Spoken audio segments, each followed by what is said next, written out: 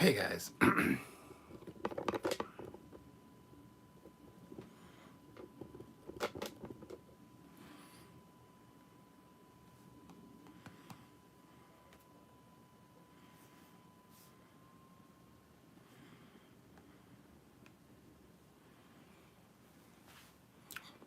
How's it going? Here we go. Yeah. The VW boys. Boya F1. Sweet. Let's see. Hold on, I just gotta get up the thing here. Ta-da. Alright, let's see. We got super chats. We got one super chat already from Peter Locaco. $10. Thank you so much. So how about Discovery tonight, eh? Actually, Discovery wasn't bad, I gotta say. Ain't no Picard, but still, it's better than it has been, so I can't really complain.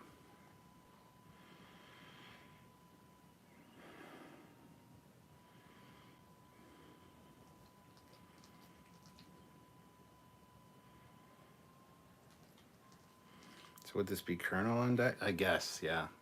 Not a general, that's for sure. But welcome back, guys. Thank you for joining me tonight. We're here to talk about episode 2 of season 2 of Picard. This one is titled Penance. That's it. Trying to remember the name off the top of my head. I just need to pour myself some good old wine. I'm gonna have a drink for Peter's super chat, so thank you.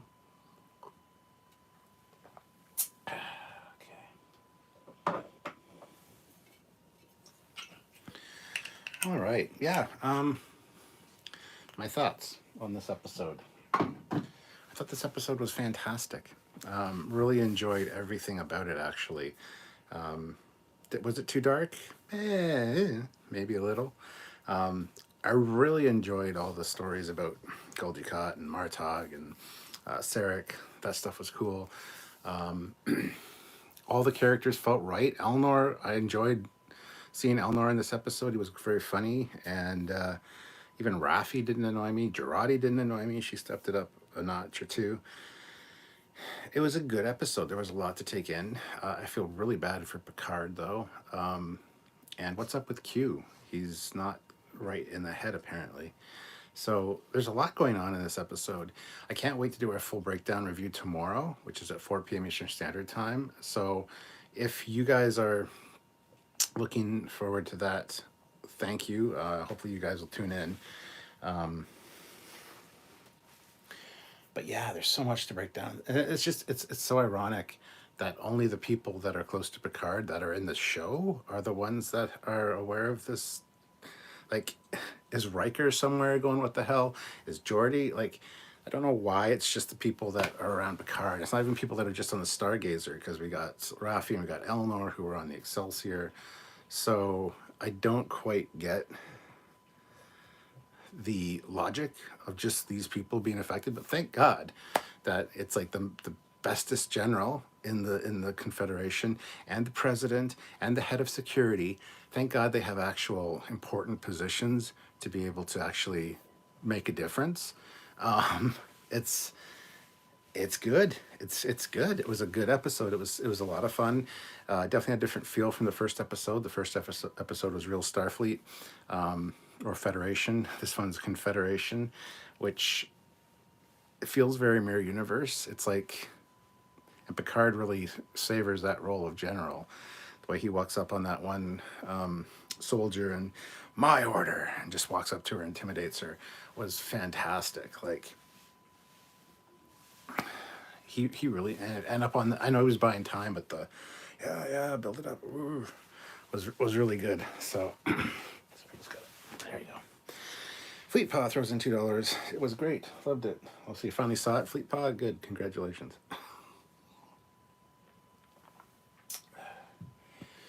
All right. Was almost going to be late for this live because my internet wasn't working. And I thought, hell, I won't even do it in this room. I'm going to go into the library and do it from an alternate reality, my study, if you will. But then I got the internet up and running and everything's working. So I just said, F it, we'll do it in here where it's meant to be. So there you go. Captain Casey Stewart, you'll have to watch tomorrow to see what Samuel thought of it. Dan Bevan, I nearly jumped out of my chair at so many DS9 references, Martok and Gold-to-Cut Skull, General Cisco. Can you imagine General Cisco, how scary he would be? I mean, Worf was intimidated by Captain Cisco, and that's a nice guy. This is a badass, so... John Delancey has not missed a beat at all as Q. Absolutely not. Morgan says, not sure how I feel about the slap, though. The slap was a bit much. Laughable Larry. How about a General Cisco reference? He must have been a prophet in this timeline, so not sure how that still works. Yeah, I don't know either. The Stanley's wondering where Soji is going to appear. That's a good question, yeah. She shouldn't, really, because she wasn't anywhere near the vicinity of that explosion. But hey, it's everybody that's in the credits. All the actors that are getting paid, they got the transfer over to the other universe. How ironic. Picard getting slapped took me by surprise, yes. George Mangrum, $5. How about the Magistrate? How about the Magistrate as Soji's dad in real life? Pretty cool. Really? The first husband? Is he really? That is interesting. Didn't know that, George. Nebula 1701. They made one mistake in Annika's assimilation date, but I don't fault them much for that. Didn't notice that. Q seems to be dying. Could be the case. New Trek writing drops names equal. New Trek writing drop names equal good writing. Q picked up a thing from the Cisco. He hit Picard. Q knows who Picard is close to. True. The Stanleys. Q got some slapping tip from Cisco. BJ says, hello, haven't watched the show, but it seems decent from the clips I've seen. Oh, it's really good. It's on par with last week for sure. Do you think that Q's fate is tied to Picard fixing the timeline? Yes, I absolutely do. Because he says at one point, this isn't the cut. The cut is there. It's gushing blood. I'm just but a suture holding it together. So it feels like Q's desperate for help at this point for some reason. Yes, we heard the General Cisco reference. What was with the fleet of La Serenas? Picard's acting was markedly increased over season 1. Hell yeah. As you delete the message. Warship Voyager teaming up with the World Razor Enterprise. Well, it's the CSS World Razor. It's not the Enterprise, but all I will say is the Terran Empire needs to take note of the Confederation. Yeah, no shit. Scarpad Comics Trek puts in $5, so thank you so much. Glad to see Eleanor back to his throat-cutting murdering ways, with Raffi cheering him on his way to being Starfleet top material.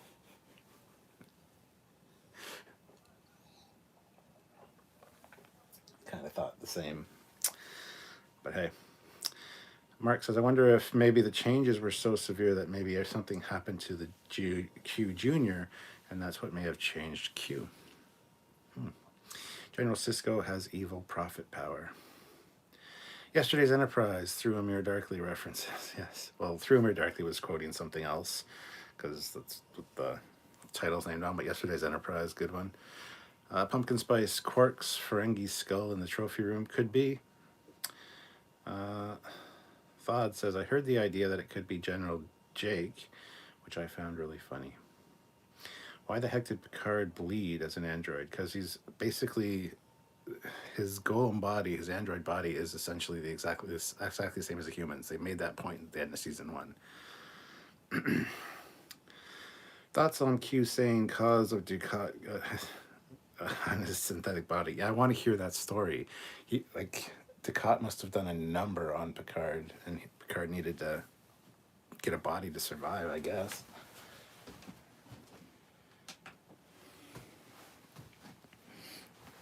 Yeah.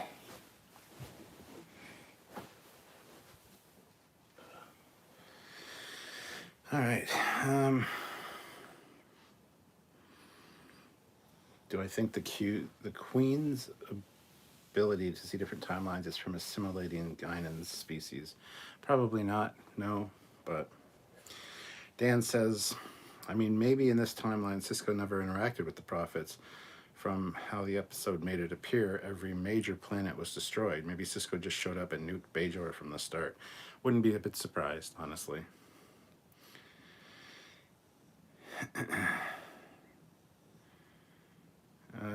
Richard Johnson, the mirror episode TNG never gave us. Yeah, that's what I was thinking too, although we don't get to see all the classic TNG characters. And is it me, or does the Confederation seem even darker and more brutal than the Empire? They do, absolutely, yeah. Cisco is a paw wraith. Fidel Sukako. I wonder what this timeline's version of the Dominion War was like. I can see the Confederation and Dominion perpetually at war. Whoever gets control of the galaxy. Picard is going to use the Kirk maneuver. Grant McGregor, I hated it. The writing was a letdown. So much felt dumb. I understand Jerry Ryan being president is the tip of the hat to her once in line to be first lady from her previous marriage. Yeah. I would disagree with you on the writing and stuff, though, so I'm sorry you feel that way. Can you imagine General Picard being put in front of the General Court-Martial Board of Cisco, Janeway, and Riker? Yeah, I was wondering what Janeway's doing right now, because Picard is claiming the title of Borg Slayer. As soon as I heard that line, I'm like, oof, what is Janeway doing right now? Have to ask, if Seven got a new body, does that mean Picard is human again? Nope. If you listened, LDG, Q says, and Gul Dukat is the reason that you have that really fancy synthetic body in this timeline. So he still has a synthetic body. So I think you might be in the minority here, Grant. Mark Zuckerberg is Harvey. Yes. When it comes to Picard's synth body, think Blade Runner replicant. Fidel says, you'd think that the Confederation being more militarized, Picard's new body would be more robust, given his rank. I mean, possibly. Hey, we got a Russian bot there. It's Fleet Bot. You want to snipe that? Did Picard ever meet Dukat? No, not that I'm aware of. Colin, good evening, sir. Gastro, $19.80, $5. Thank you so much. Borg Queen theme music from First Contact was a nice touch. Yeah, there was some really good musical references in this. We have 109 people watching with 48 likes, guys. Hit that like button. Let's try to get to 100 likes. I think we can easily do that. Just hit the like button now, because I'm just going to be talking, and I'm just going to wait for you to hit the like button.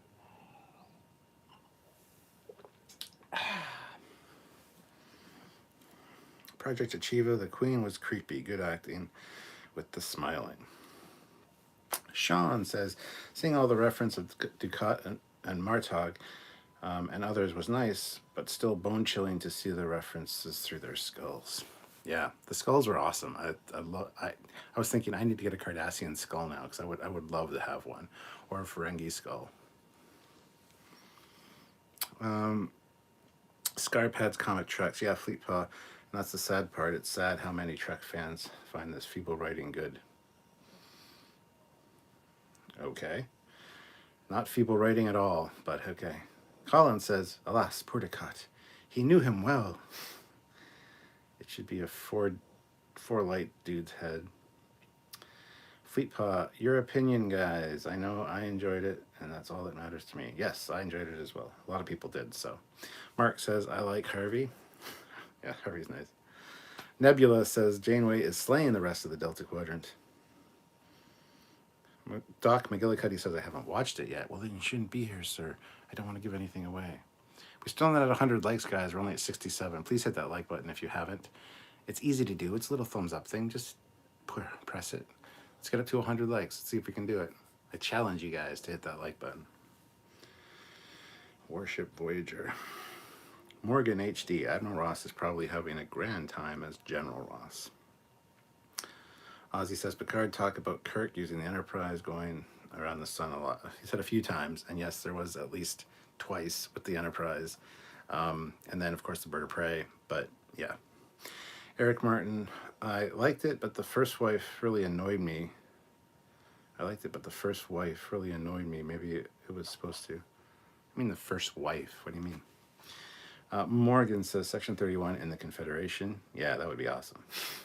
Tim. Oh, one thing that I found really interesting was the fact that the board queen said, okay, it happened in 2024, it happened in Los Angeles, and there's somebody there to help us, somebody known as the Watcher. Now we know from the previews coming leading up to this that the actor who played, I can't remember his name, but the commander on the USS Relativity that replaced Braxton is in this as a cop. So I'm hoping that he's still a time cop. I hope he's the Watcher that they're talking about that can help them solve this problem, because that would be epically cool. If they do that, I'll give them a lot of credit. Tim McCaffrey, $20. Thank you so much. What if the penance is for Picard cheating death after Q trying to save him in Tapestry? He's mad at Picard for no longer being human. Ooh, that's good. Because I'm wondering about the whole penance thing. It seems like Q seems to think that this is what Picard actually did, because he says, you know, this is the only life you know. And it's a weird thing. Fleet Post said airlocked him already. Okay, thank you.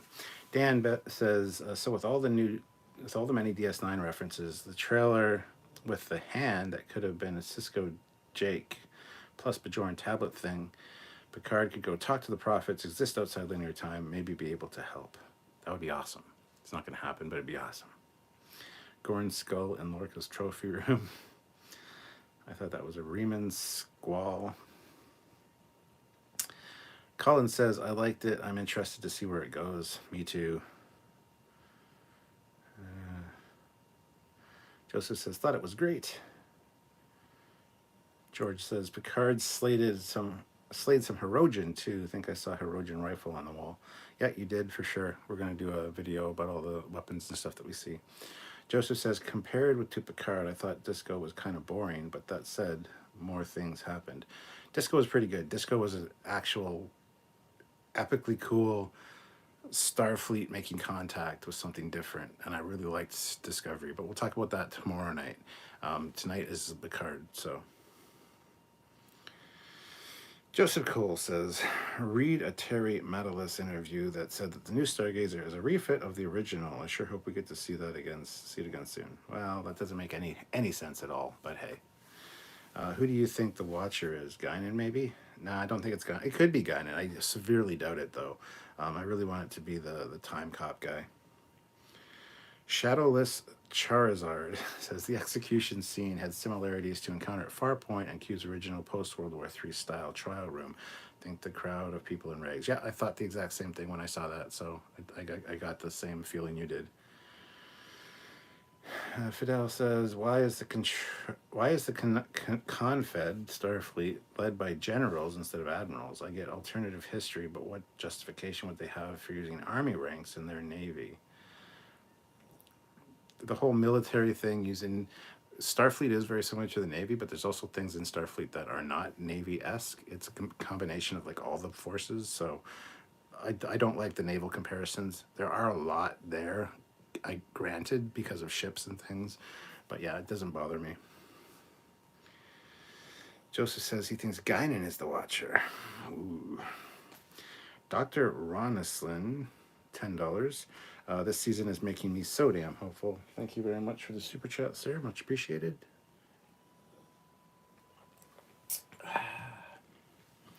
The Watcher is Kovich. Project Achieve, a Watcher is probably that scary, shadowy follower guy.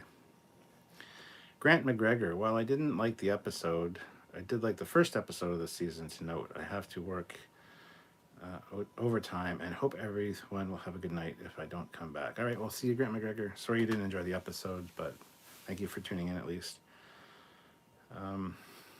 Eric Martin, first wife was Seven's spouse. Well, that's the first husband. So I liked him just fine. Think of the poor guy. His wife wakes up, she's acting all weird. All of a sudden, she's like conspiring with other people. It's like, I'd be like, what the hell are you doing, honey? So I feel bad for the guy. Kovich makes sense in some ways. It'd be cool to see Kovich for sure.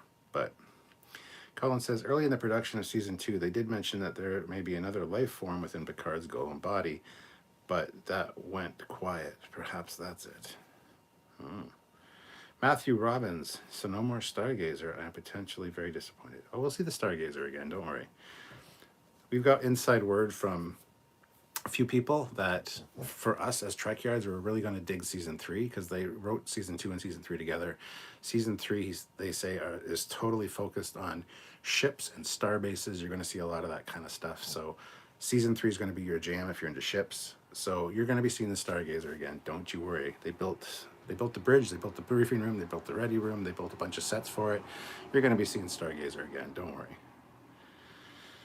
John Sledge, interesting that alternate timeline Picard just so happened to get a synthetic body, just in a completely different way. Yeah. Eric Martin, I love the Q slap scene and Picard on stage, egging on the crowd. Yeah, that was good. Buying time. Fleet Paw says, have a good night, Grant McGregor. Sorry you didn't like tonight's episode. Hopefully you enjoy the rest of the season. Pumpkin Spice, did the guy who painted the World Razor Enterprise say it's not the World Razor Enterprise. I'm not going to call it that. I wish people would stop calling it that. It's not the fucking Enterprise. It's the CSS World Razor. Say that they did an actual CG model. No, they didn't say that. I doubt very much that that's the case. I don't think we're going to see it. Mark says, I know Spock was more than likely the son that watched Sarah get beheaded, but what if it was Sybok? At least it wasn't his daughter. Morgan says the Species 8472 skull really got my mind wondering how the interaction happened. Should be in Janeway's office.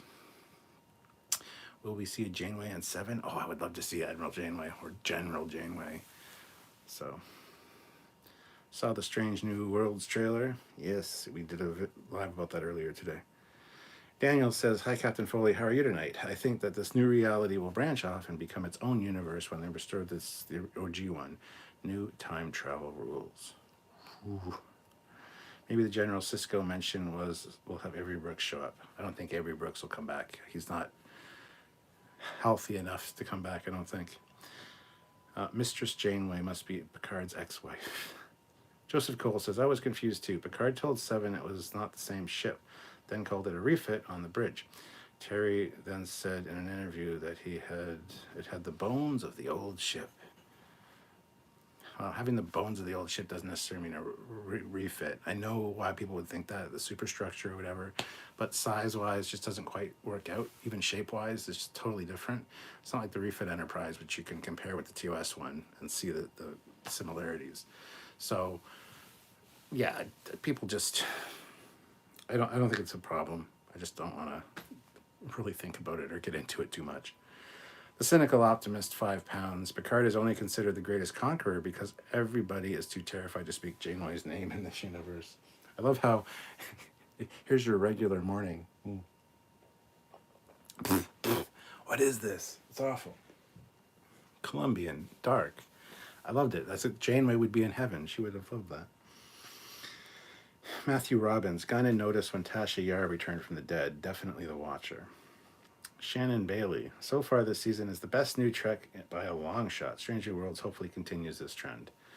Well, Shannon, I don't disagree. This season's really good, but Prodigy has a really good storyline. Prodigy's been fantastic out of the gate because they wrote 40 episodes with the same storyline that intertwines.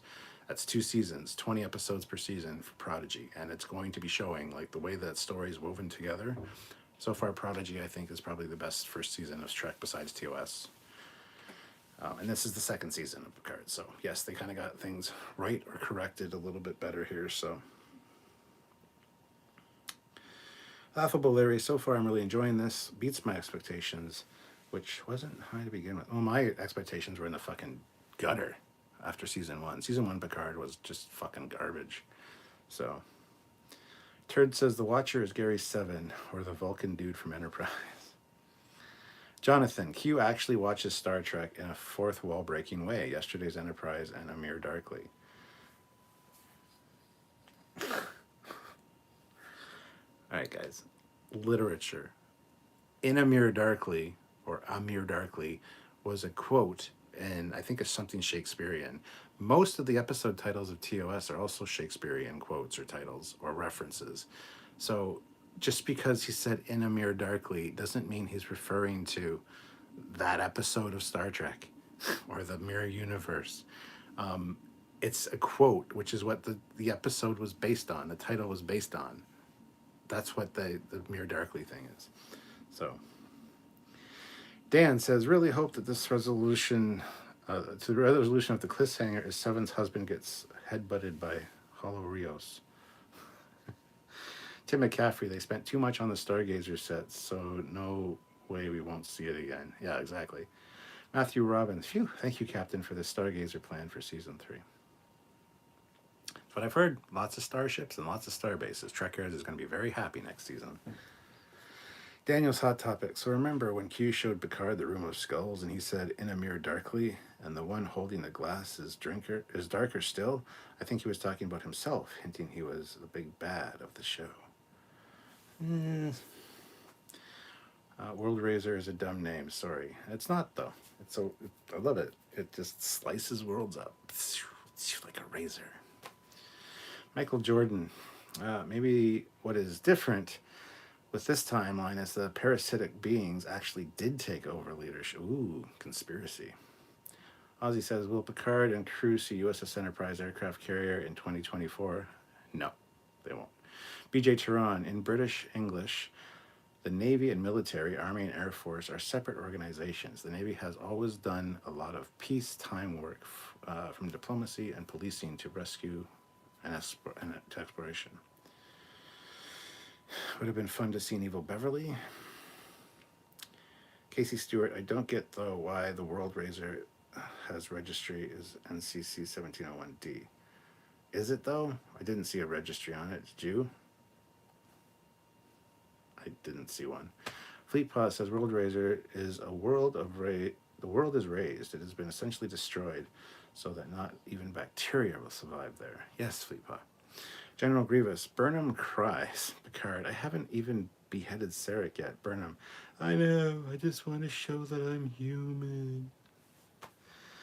Colin says, Kate Mulgrew recently did voice mirror Janeway for a game.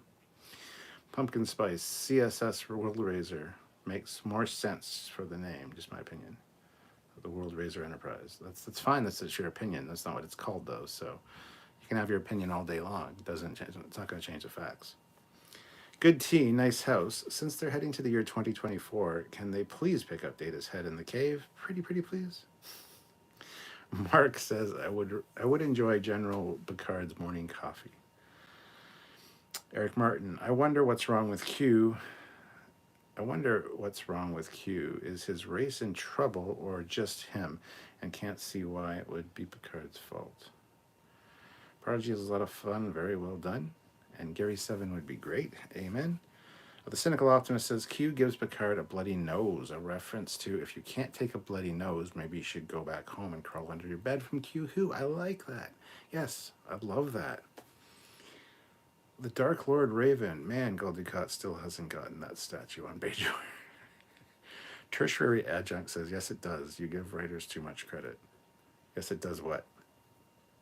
I don't give the writers credit. The writers have been notoriously bad for Discovery and for Picard. However, this season, there was nothing wrong with the writing in this episode. So, Raptor. I was more excited about Strange New Worlds going into this year than I was Picard, but those first 2 episodes have surprised me in a good way. Cannot wait for Strange New Worlds. I know, I'm eagerly anticipating Strange New Worlds as well. Q also referenced Patrick Stewart as Macbeth. Yes. Laughable Larry says the time cop might be in that timeline because of Cisco and crew being there also makes sense. Jay English, Amir Darkly comes from the Bible, 1 Corinthians 13:12. There you go. I don't know, I don't read the Bible. So, Razor22 Gaming, $5. Like Q, I'm this. Hope to see more of that in Guidance History with Q. Well, Razor Gaming should like the name World Razor for the ship. So, thank you for the super chat.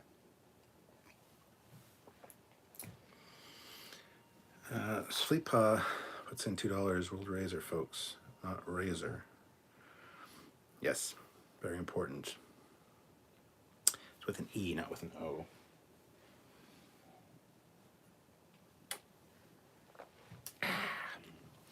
John Sledge, I wonder if Hollow Rios is going to be evil too.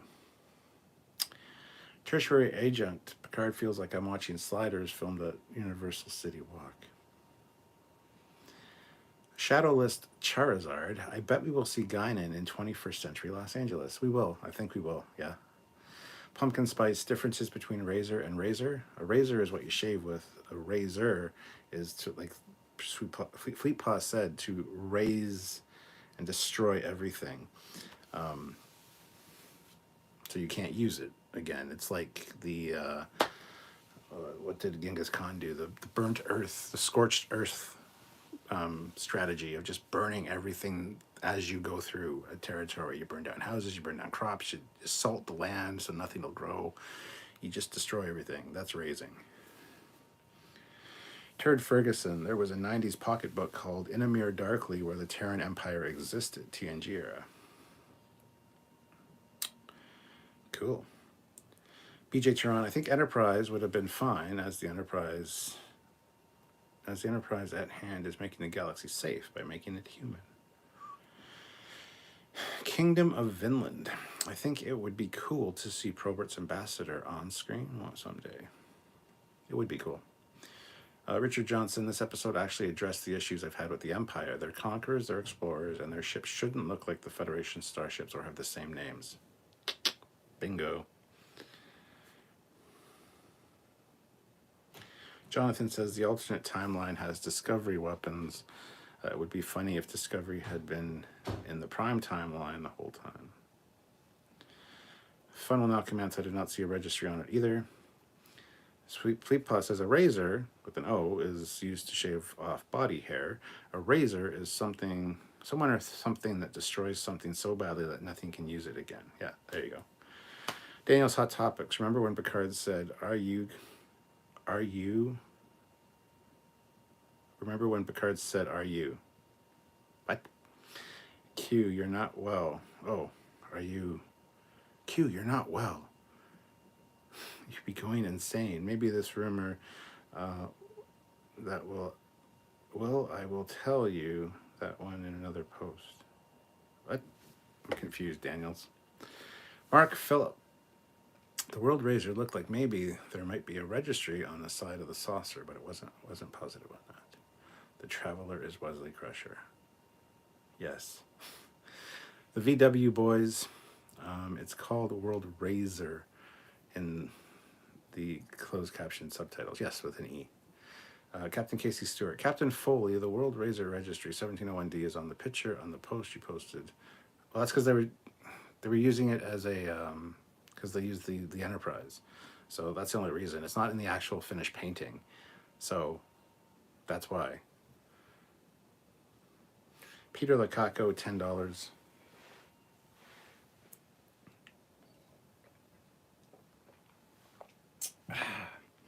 Theory is that Q is upset that Picard ended his and his crew's life selflessly to save others. It proves that humanity has won the OG trial. Q wants to show him a reality where he's not hot shit. Project Achieva. I was impressed how quickly all of our characters adapted to their new surroundings. Yeah. Tajish Patel. My theory is that Q advocated for humanity through Picard, and that Picard acted out of fear when he blew up the Stargazer. So the Continuum slapped Q down.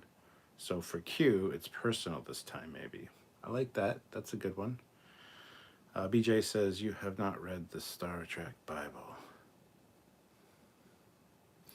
Daniel's Hot Topics. Remember the Romulan supernova, the one that came suddenly, without warning, and without mercy? Those kind of novas happen when there is a war in the continuum. Burgod 6.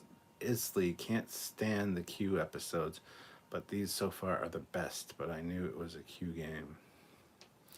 Shannon Bailey says, off subject here, but did you see the new footage of the Star Trek Resurgence game? It looks great. Whoever voiced Spock did a nice job. Yes, I did see those. We will be covering that at some point, so don't worry. And I'll be doing playthroughs of it as well. Pumpkin Spice, is there a CSS World Razor Enterprise E and F2? No, probably not.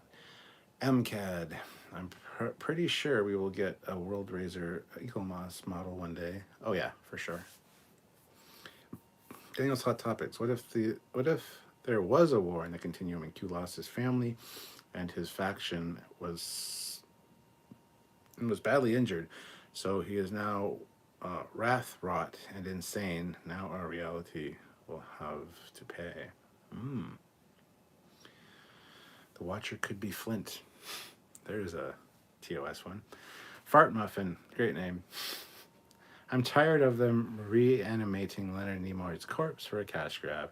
It just doesn't sit right with me, knowing Nimoy has no say in someone imitating his voice and using his likeness. I don't have a problem with it, honestly. I think when you're part of a big franchise like this, you need to acknowledge that and accept that that's going to be the case, especially if your character was so beloved. And Adam Nimoy is still around. I'm sure his estate is given permission for using his father's likeness and voice. I have no problem with that. I don't even see the problem with Peter Cushing. I, you know, I don't have an issue with it personally. So Reggie says, I would love to see CBS World Eraser in Star Trek Online. Will they do it? Or CSS. I thought you put CBS because I'm an idiot and have dyslexia. CBS World Eraser, that'd be funny. Kingdom of Vinland, CSS World Eraser. What happened in this timeline? Did the Confederacy win the Civil War or something? I mean, maybe. It's only the only difference in time was in 2024, so I doubt it very much. Philip said General Jake Sisko. Ooh, could be. Colin Barrett says, I wonder, will we get an Eagle Moss CSS World Eraser? Yeah, I'm pretty sure we will. Laughable Larry says, maybe Discovery was giving a hint as to the ending of this season, was saying they haven't heard from the Q in 600 years. That's a good point. That's a very good point. Damn, that's good. I like that. Tim McCaffrey has been a member for 20 months at the rank of Commander, so thank you very much, Commander, for your service. Q obsession with humanity. Picard not being human. Good point. Terry West. Hey, Terry. How's it going? Hit like, guys. We have 108 likes, which is pretty good, but we have 156 people, so let's try to get to at least 120. I think we can probably do 150. Come on, hit that like button.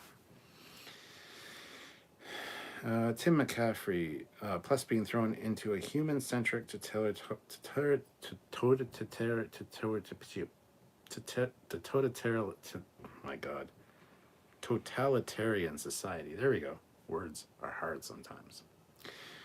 Claus Elberg, what do you think of the mirror references?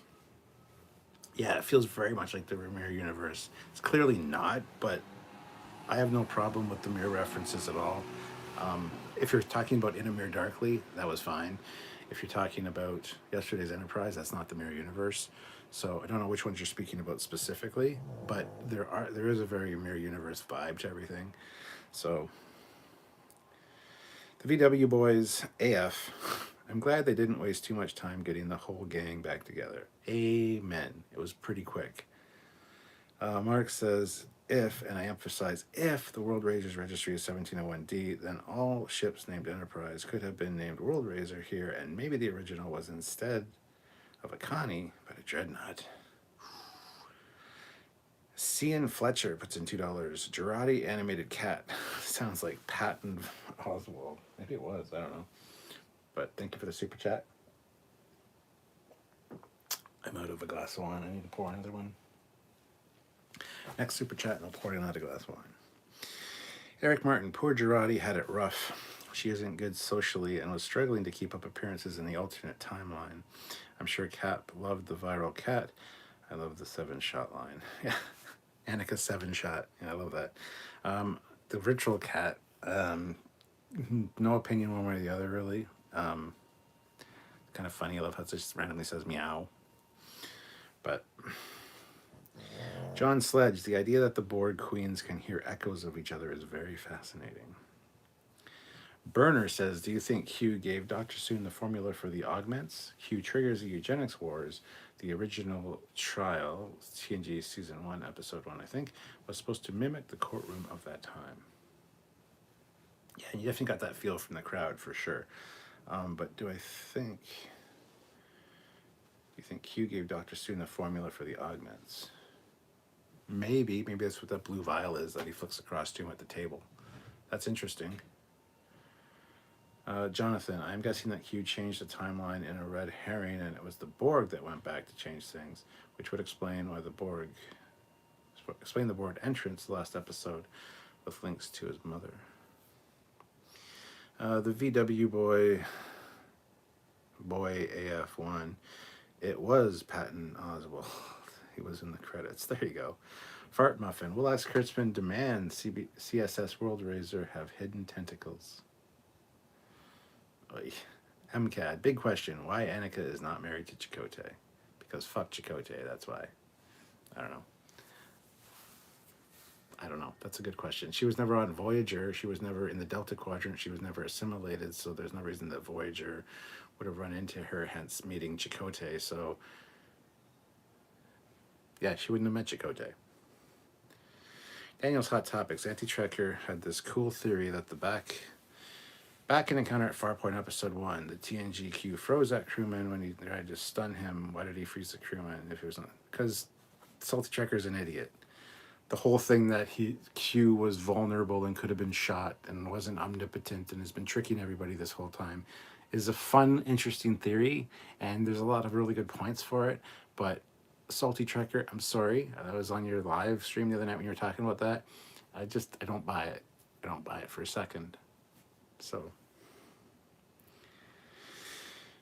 Dan says, might be going completely off tangent, but to be honest, the way Q is the fact he appears a lot darker in Picard tells me he's actually going to be somewhat good. Side note, hope they don't make Q straight evil.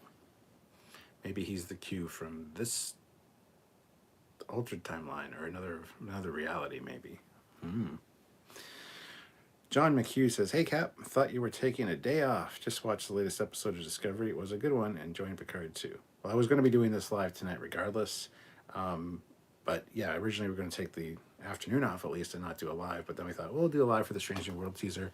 That was a shorter one, just over an hour. So, but yeah, thank you for joining, John. Eric says $5. Please drink. I'm stuck working on my office, but I need a couch soon. You need a couch soon. I should sell you this it's not old, it's a new couch, only like 3 years old, the one that's in here. Folds out into a bed. But I need to get a new one for in here because even though this one was like, it was $900 from the brick, it's not super comfortable for sitting on all the time, but hey, that's another story. But thank you, Eric, for the super chat. I'll have to have you over sometime. And Eric, like I said, don't worry about it. I haven't forgotten about you. We just have a few things going on that we gotta like take care of, and then I'll find a good day for you to come over. So Daniel's Hot Topics. Maybe it would have hurt him. Maybe he would have been captured by Starfleet, and that would have changed the timeline. That's just stupid. Terry West, 111. I think Leonard Nimoy recorded a lot of dialogue for games and such, so maybe they used some of Leonard's pre-coded dialogue for the new game. Could be. I mean, it's a possibility. But again, don't have a problem with reusing a character. John Sledge, kind of shocking that Raffi didn't know who Q was, especially Picard and her were close friends. Yeah, and they teach classes on the Q at Starfleet Academy. She's a commander. She would know who Q was. Just saying. Guys, hit that like button. We have 128 likes with 169 people here. Let's try to get up to 150. Hit that thumbs up. I'd really appreciate it. I wonder what Evil Kirk was up to in that time. Oh, that's a good question. Klaus Elberg, does this mean we will never see the real Mirror Universe Picard? I mean, you see him in the IDW comics. So if you see him in comic form, and he is pretty evil. So MCAD, to me, bringing the Borg Queen with them will create troubles. I mean, probably. Squadron Course, hi all, just finished the episode. How'd you like it? I enjoyed it quite a bit. So good to see you, Squadron Course. Shadowless Charizard, what do you think of the statue of Adam Soong was a reference to? I think the statue of Adam Soong was a reference to Adam Soong. We do see Q hand Brett Spiner a vial of blue, whatever, It looks like it's in the past. So in 2024, he's probably what started this, either with eugenics or with androids, artificial or positronics. Who knows? But I think he was the cause of where we are right now. So, yeah. Daniel's Hot Topics. Think about it. I don't care. I don't want to think about it. Because it's actually, I think it's a little reloaded thing of Q's been just tricking them the whole time. And it makes sense. It's a cool theory. It's fun. It's fun to think about, but I don't agree with it at all. So, sorry. It's fine. You think that. You don't have to keep harping on it and preaching it here, because I'm not going to entertain it. Fleet Paw says the virtual cat gains a body sentience and becomes grudge. Oh, Jesus Christ. Please no. Fart Muffin says it's not Nimoy's voice in the game, it's an imitation. Tijesh Patel, that's 40 or 50 years too late. Eugenics wars were concluded by the mid-1990s, probably started around mid-80s. That's true. That's true. It did end in 1995, 1996. So I heard Brent Spiner's voice cameo and a statue. Yes. Colin Barrett says, well, the Borg most likely assimilated the Krenim at some point, so they would have gained the ability to scan the timeline. The blue vial he gave Soon was alien Viagra. Joseph Cole says, not to shame, but I thought Seven could do better. Right? I said the same thing to Sylvia. Michael Jordan throws in $1. Thank you so much for the $1 super chat. Much appreciated.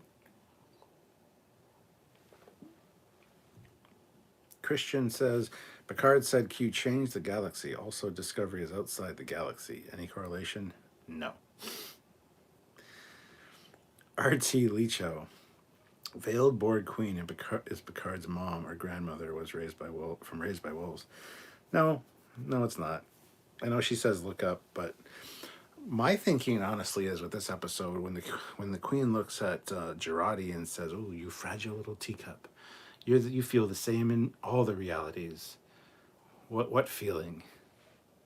Not belonging, which I thought was great, because I have a feeling that the Borg Queen that we saw at the beginning that destroyed the Stargazer is either Seven or Girardi. Now I think it's Girardi, because she's never felt like she belongs anywhere. The best way to get her to feel like belonging is to have her be part of the collective. It would be interesting if it's her. She's a little too tall, I think, on the Stargazer to be Girardi, but I think it might be Seven. Failing that, it's not his mother. I don't think it's his mother at all. That's a little too obvious. So, just going to go with that. But Raptor, if there's one thing I think, or one thing I hope they retcon in Picard, it's the Seven Chakotay relationship. It was so out of place. Tijesh Patel, I prefer the theory Q is a hallucination of Picard's and isn't actually real. It makes the Q episodes absolutely hilarious. Michael Jordan, this is a long shot since real history Earth has differed from Star Trek history. Do you think that they might be trying to retcon real history? I could see that, yes, but again, it's its own thing. World War III happens in like a few years, if that's the case. The eugenics wars happened in the 80s and 90s. So I have no problem with that being its own thing. But if they're trying to retcon it, I think that's kind of stupid, honestly. But hey. Jonathan, I was thinking that if the Borg Queen was an Elorian like Guinan, then that would explain why she knows about the other timelines. But I guess the implant works. Just because she's the Borg Queen and has access to a wealth of knowledge. Kingdom of Vinland. What if the Confederation of Earth is the successor to the Terran Empire that the Klingon-Cardassian alliance has overthrown? But the change happened in 2024. We can't ignore that. That's when things went sideways and started to lead to this. There's no way that all this happened between TOS and TNG. So, no. Joseph Rabato, wow, you had that 3 years already? I've had what 3 years? What? Rob Pollock says, just joining. Sorry if this has already been mentioned, but wouldn't it have made more sense for Gul Madrid's and Gowron's skull to be in Picard's trophy room, not Ducat and Martog? Picard doesn't know them, but he would have known them in this universe. They were big important people. So it's fine that they're. No, I have no problem with that. No problem at all. Gowron Skull and it might have been funny, but no, I have no problem with the way that it played out here. Joseph Barbato, I remember when you were telling us when you got that couch. Oh yeah, well when we did the Ready Room, which is probably 3 years ago now at least. So yeah, I don't know. I'd have to go back and check, but it's been a while. It's been used a few times. TV's up there, and I have the PlayStation 5 up here, so I sit here sometimes. And, you know, this is for guests when they sleep over because it folds out into a bed. You know, this Ready Room is our guest room. So if you ever come and visit me and have to stay over for the night, you get to hang out in the Ready Room. You can't touch the toys. No. But you can sleep in here and like look around and stuff. Just saying. Terry West. Can there be multiple versions of Q? Fascinating idea. I'm sure there could be. Why not? Colin Barrett. John Delancey has referred to Q as an interdimensional being a lot lately. Nice. Daniels. Well, that's funny because when I talked to Doug Dressler last, he said Star Trek is truly becoming multidimensional. So there's that. It's like a multiverse, he said. Anyway, Daniel's Hot Topics. I like the reference to Star Trek 4 and Kirk in the episode. This tells me that Picard is in the OG timeline. General Grievous, if only that couch could talk, Captain. Hey, you said it. I didn't. Chris Valdez. Wonder how the Confederation got all the way to the Delta Quadrant to take on the Borg. Got the feeling the Queen is the last Borg alive in that timeline. Well, yeah, she's definitely the last one. Like you can tell. Like she says, the hive is gone. Something's wrong. It's like she has no connection to anything. Joseph Cole says, would Q transcend timelines and an alt universe? Absolutely possible. Fleetpod Swiftback, just don't shine a black light on it. Daniel's Hot Topics. Raffi is a weirdo. She called Q Mr. Alphabet. Yes, she did. Andrew K. I didn't really understand why there was a bunch of Lorena-shaped ships attacking the Vulcans. Are those ships supposed to be freighters? Probably. I don't remember the designation or the JR 617s or something they're called. I can't remember. But, yeah. Christian Montgomery, 61.9 thousand subscribers. Yes, we actually are. Subscriber count's going up quite a bit with the new Trek, so that's good. But we're still nowhere close to 100,000. So, boo. But yeah, keep it up. Hopefully the subscription numbers will go up. Have 140 likes right now, which is awesome, but 182 people here. So let's get 10 more likes. I still want that 150, guys. Hit that like button if you haven't already. Mark says, I was surprised that Annika didn't seem to... She knew Q when Picard mentioned him. Was she around when Q showed up on Voyager? I don't remember her being in those episodes. She probably was, but yeah, she should. Everybody should know who Q is if they're in Starfleet. Cene and Fletcher throws in $5. Love when Picard used his demanding voice and told Q to get to the point. Yes. Cheers.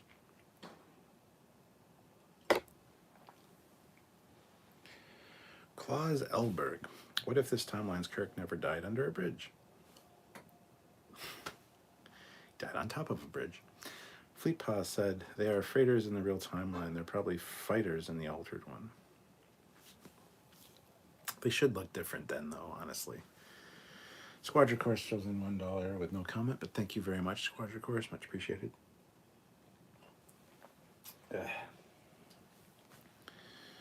The Stanleys. Do humans of this universe know how much stronger Romulans are than them? Elnor annihilated those security goons. He did. Joseph Cole. I think Picard has done a great job this season. Last humanizing the Borg, and I kind of felt sorry for the Borg Queen. I did too a little bit, but then she's a Borg queen, so fuck her, right? So Jesse Manning says he almost certainly did. If there was an Enterprise B equivalent that he was ever on, they wouldn't have been rescuing alien refugees. Yeah, Kirk wouldn't have had the same kind of fate for sure. Peter Locaco, and we're back on La Serena with another derelict crew, much like season 1. Not for long though, and you're not going to be on that ship very much, I don't think. Don't worry, they built the Stargazer sets for a reason. Fart Muffin. Q likes to show his power. He'd freeze and screw with anyone he wants, especially to show his powers to lower life forms he just met. It looks odd if he just froze someone without provocation. It would also be more scary if he did it without provocation, honestly. NZ Fade. I liked it this week, although also thought Discovery was great as well. Discovery was good. I wouldn't say great, but Discovery was good. Daniel's Hot Topics. Did you see that Q said that Picard killed Gul Dukat and General Martag? Yes, and I love that. That's awesome. Shannon Bailey. I watched Red Letter Media's review of episode 1, and they actually liked it, but worry about dumb Kurtzman ideas, like they thought the masking the Borg Queen was Picard's mom because she said look up. Yeah, I know. I watched that too. And I love Mike and I love Rich. I love all the guys at Red Letter Media, but they almost have no respect or reverence for Star Trek, even though those two guys are such big fans of it. I don't like the way they talk about it a lot of the time. I'm glad they're watching it. They said they tuned out of Discovery after season 2, which is fair. They haven't watched season 3 or 4, which is fair. But I'm glad Rich talked, Jay into actually watching it and talking about it. So we'll see what they say. They're going to do it after a few more episodes. They're going to do another review of like episode 2, 3, and 4 kind of thing. So we'll see how it goes. But yeah. General Grievous. When the Borg assimilated Picard, they would have his memories, so the Queen would replicate her voice. Problem solved. No big mystery. Exactly. Kit 10K throws in $20. Thank you so much, Kit. Good to see you, sir. Thank you for joining us. He says, on break at work during a bullcrap night. It's a good thing my 3D printed Take-Two phaser isn't real. Otherwise, it would be set to kill. I'd pop in for the company of friends, UCAP, and anyone else in the chat. Well, good to see you, Kit. Thank you so much. Hopefully your night at work gets better. And thank you for joining us on your break. Much appreciated, sir. Eric Morton, the Borg Queen's smile makes my skin crawl. Shren the Orc. I'm wondering if the Ferengi skull was Quark's. Doesn't have to be somebody we know. It could have been the Grand Nagus. Could have been Zex. Joseph Barbado, I think we're going to see Gabriel Bell in one of the sanctuary districts, or there will be at least a line of dialogue mentioning the Bell riots. Yes, I believe so as well, because there is a sign that we see on one of the chain link fences that says sanctuary district. So absolutely, it needs to happen. 100%. To think that they would undo all of Seven's progress to becoming human, regaining her humanity, only to become Borg again. Kurtzman! She becomes Borg for a specific reason, though, to make peace with. I think that's going to be the thing. Who knows? We'll see. NZ Fade. Is Archer around in that time? In the time that Picard is going back to? No, he's going back to 2024. That's 2 years from now. So no. Sirsta says, I do like the idea that the Queen's had some role to play in temporal stuff. Fun will now commence. A lot of people want to see a full Borg Queen 7 of 9. That would be cool, but I don't need to see it. Tejesh Patel, Gowron's skull with the eyes. Huge eye sockets. But not today. YJ Wrangler, is the Seeker in the past going to be Braxton? It's not the Seeker, it's the Watcher. And it's not going to be Braxton. I think it might be his first officer, because the same actor is in Picard. He plays a cop in 2024. It'd be cool if it was a temporal agent. Just saying. Daniel's Hot Topic. So many factions involved. We have you screwing with time, Borg screwing with time, and remember that we saw Romulans in the trailer in the past with a young Colonel Green. Okay, first of all, were those Romulans? Because they did a mind meld, so they're probably Vulcans. And is it Colonel Green? How the hell would you even know that? It's a kid that's getting mind meld. It could be young somebody, Archer, anybody. I don't know. I don't think it's Colonel Green. Fleet Paw said no, Archer was born around 2110 or 2120s. Tejaj Patel, you have decapitated me. This I will not forgive or forget. Christian Montgomery, future Borg assimilate a captured Q, Q being all knowledge at all times, sped up human development that destroy the Borg 2024. We'll see a failed Cisco attempt at fixing the timeline. Searstis says, anyone catch the Cisco name drop? Searstis, here's a secret. Everyone did. Joseph Barbato, sweet. I'd say in the ready room for sure. I'd stay in the ready room for sure. Well, you have to come over and visit. Come over in the summer, we'll have a campfire, you get sloshed, and then you can't drive home or anything. And then you can just fold out the bed and you can hang out in the ready room. And Laughable Larry, to be fair, Janeway said all captains have been briefed on the Q. Maybe it's just captains for whatever reason. And not, that would make kind of sense, but at the same time, not really. And even Eleanor was like, I know Q from your biography. Like, so anybody that reads Picard's biography would know. So. Jonathan says, the android in the last episode was all right, but the more he was used in the episode, the less I liked him. Disagree. I liked Harvey. Terry West 111. I thought I saw a Borg drone skull. I wonder what Borg that was. Yes, you did see a Borg drone skull. I need to get some of those skulls. They'd be cool. They'd look cool in the ready room, like along the top. Just skull. Yeah. And bring some of my swords up here and yeah. Sorry. Joseph Cole. Funny only if they added glass bulging eyes to the Garon skull. The VW Boy AF. I have a feeling the Borg Queen will take out the baddies in the next episode by creating holographic Borg. Daniel's Hot Topics. I'm so getting this season when it comes out on DVD. I will not buy the first season because nothing of consequence happens in that season. Colin Barrett says the black version of the La Serena appears to be combat version of the season 1 version. Object says episodes are really good, but I hate cliffhangers in Star Trek. 7 days until next episode. I can't take it anymore. I need it. It is a bit of a shithole, isn't it? To have to wait a week. Yes, 7 was around for Q. Q Jr. even snapped 7's catsuit away. You're right. You're absolutely right. Okay. Yeah. Thank you. I know I'm behind in the chat, but who cares? I like to read most of your comments, if not all. Jesse Manning, Annika didn't say anything when Picard mentioned Q. That's not a miss. She just didn't give us the fan servicey, ooh, Q. I know that guy. Tim McCaffrey, if the crew of the Cerritos was around, knew about Armis, I think everyone knows about Q. It's a good point, actually. Max says, I like how we see the alternate Federation dystopia, and then we travel back to California 2024 to visit our present-day dystopia. Stellar writing. Terry West, yeah, the young Q made her naked one time. Hell yeah. Daniel's Hot Topics. Now, all we need to do is wait for Picard to go back in time and end up in Karoga face Bird of Prey and say, all hail Karoga. Claus Elberg. Is it possible that we could see Kirk in this timeline and played by returning 90-year-old William? No, please no. Eric Martin, I think Q was halfway through season 3 and 7 was end of season 3 and beginning of season 4, so they just missed each other. But no, they didn't. Good tea, nice house, throws in $5. So thank you so much. I know I'm way behind in the chat. I apologize, but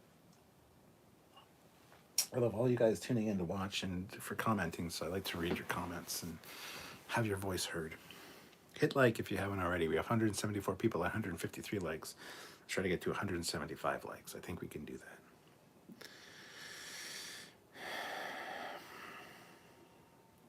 Good tea, nice house, throws in $5. The Borg seek perfection, and initially that we're interested in technology. The Queen is interested in Girardi sharing synth tech for ultimate perfection. I'll buy that for $1.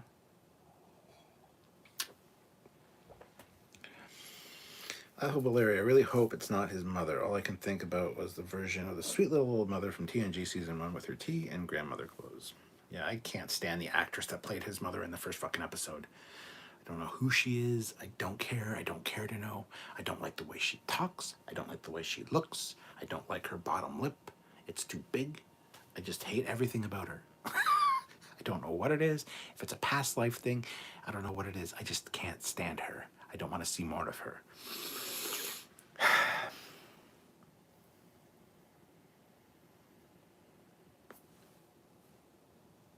Jaddock Productions is here. Greetings from down under. Hello, sir.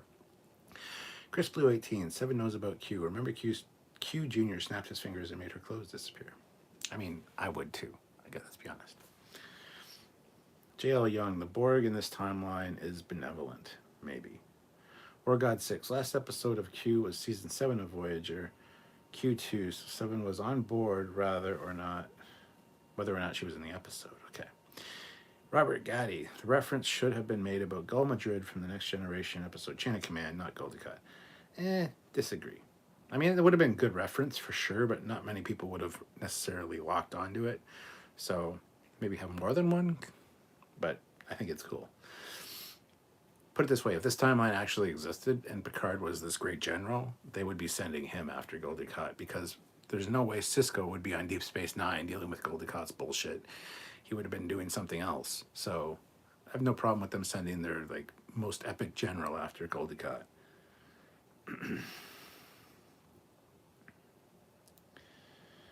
You know, those cars going by, beeping their horns is really annoying. Don't they know who you are, Stuart?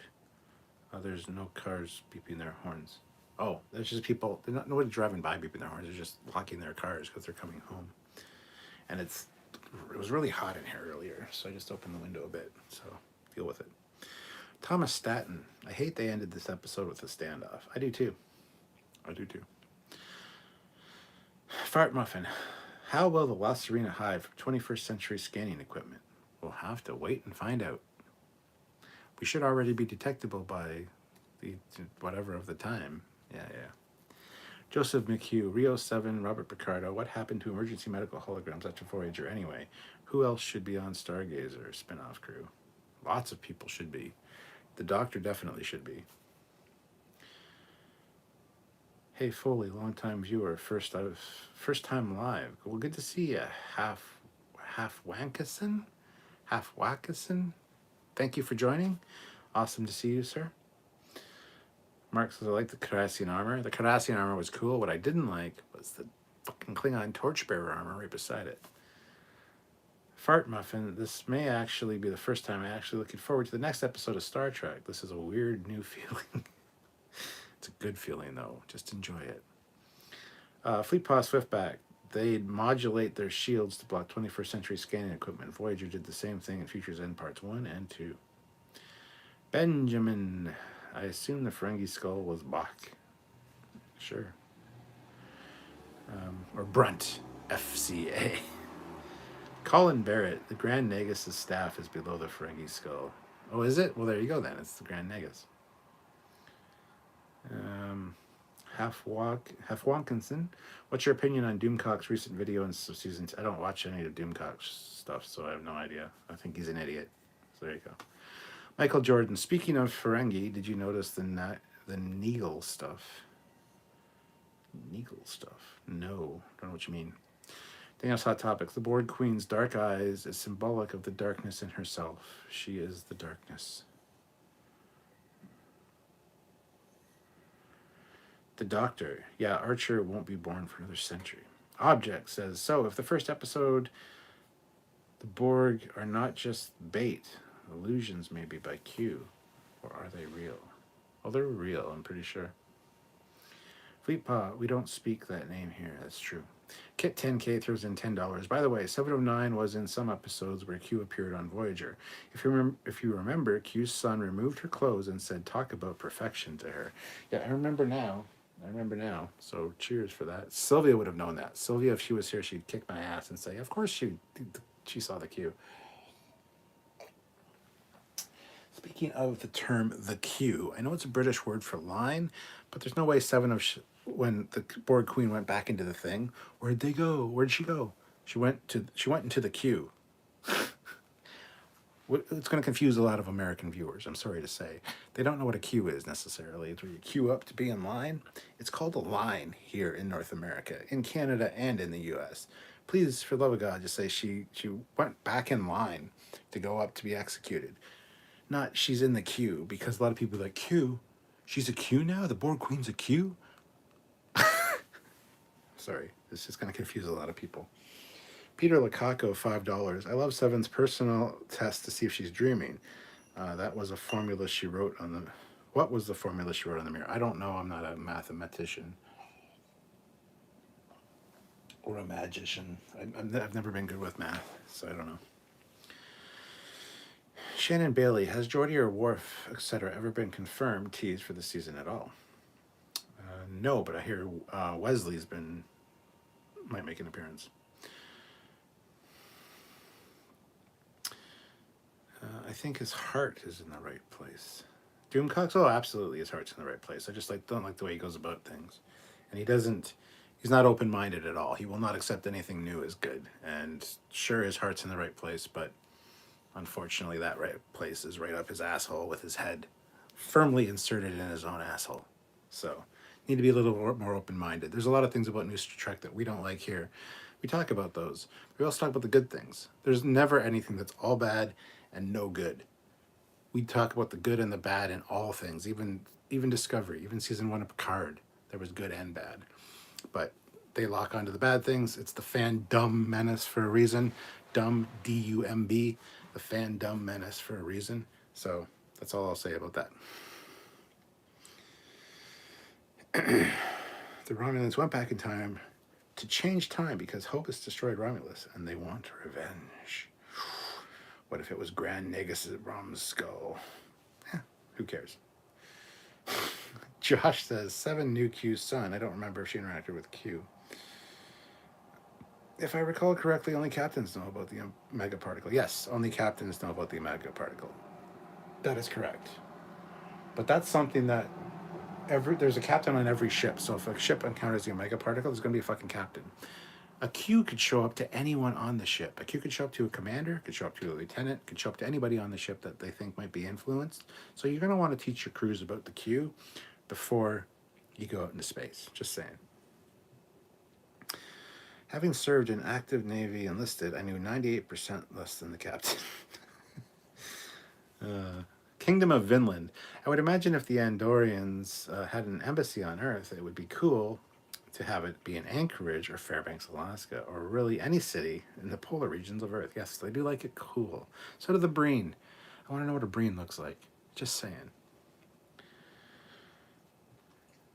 I wasn't talking about the puppy. Yeah, whoa.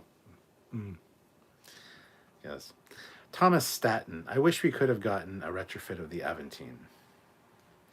Daniel Paquette. It's serialized show. There is a cliffhanger every week. Half Wankason. Anyone think Picard's android body will malfunction? I don't, but hey. Agnes. I wish Q slapped her instead. I'm not liking her still. The rest of everyone I'm digging though. I enjoyed Agnes. Or Girardi, whatever the fuck her name is in this one. I enjoyed her quite a bit. So, yeah. I didn't think I'd like her after season 1. They've done a good job in 2 episodes making me like her. Maybe the Watcher is Guinan? Could be. Wouldn't put it past them. Cap, how come Mir Picard doesn't have a goatee? Because he's not Mir Picard. It's not the Mir universe. They said that. Cisco in the Sanctuary City in 2024. That'd be cool. Just a quick little scene of him at the end of the street. Talk and then walk. That'd be great. Chris Valdez. It was the Torchbearer suit from Discovery. Yes, it was. Unfortunately. Q Jr. befriended Icheb. Yes. Itchy and Q-Ball. Jonathan, I like how Elnar said the Admiral said to improvise after slitting 3 people's throats. Yeah, that was kind of an odd statement. Sirsta says, I have an idea on who the first queen was. We see was. Oh? She's not related to him. Avery Brooks ain't coming back. Unfortunately, that's the truth. So, Michael Washko. Oh God, I hope the event that changes history isn't Trump's re-election in 2024, but I could see Kurtzman doing that. Well, we don't talk about political stuff here, so I don't know how that comment got through, Michael. But yeah, just so you guys know, we don't talk about that kind of stuff, because this is not what this show's about. Squadron course. Maybe you should tell us how you really feel about Picard's mom. Well, I absolutely hated the bitch. So there you go. Joseph Barbato, who would you hate more, the actress who played Picard's mom or 40 Packs a Day lady from Beyond? She kind of grew on me a little bit in The Expanse. Picard's mom at this point, I would hate more. Shren of Orc, just saw the Grand Naga stuff under the Ferengi skull. Yeah, see, I didn't notice that at first, but that's cool. There's something under each skull, which is nice. We got to take a look at that. Kit 10K throws in $10. Thank you so much, Kit. I posted my comment about Q Jr. before I saw the one that reminded you about it. But my break is over. Gotta go. Also, Q Jr. was right about 7. Cha-ching. Yes. Hope you have a good shift. Kit, hold on. I just gotta close my window. It's getting a little cold in here. It's a little nipply. Got some shrinkage going on. Shrinkage down there and growth in the nipples. Not a good scene.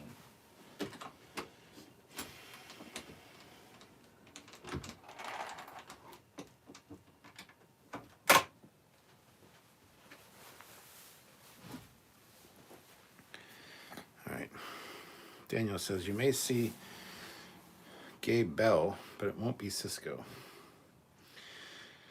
Gabriel Bell, yes. How far will Mirror Story go? 2 to 4 episodes? Well, in this Mirror Future, which is not a mirror universe, but anyway, at least part of the next episode, and they're going to go back to the past, so I don't think we're going to see it much after that. We might see the past, unfortunately, for 3 or 4 episodes. I hope it's no more than that. Discovery really did a bad job of dragging out this fucking season of Discovery, so I hope they don't do that with Picard. I don't want to see a lot of stuff in the past. I want them to get things fixed and rectified and find out what the Borg actually wanted in the future on the Stargazer. So, Daniel's Hot Topics. I remember that little old French lady from TNG Season 1 episode where no man has gone before, where Picard sees his little old French mother and that stereotypical French accent. I, myself, hated her.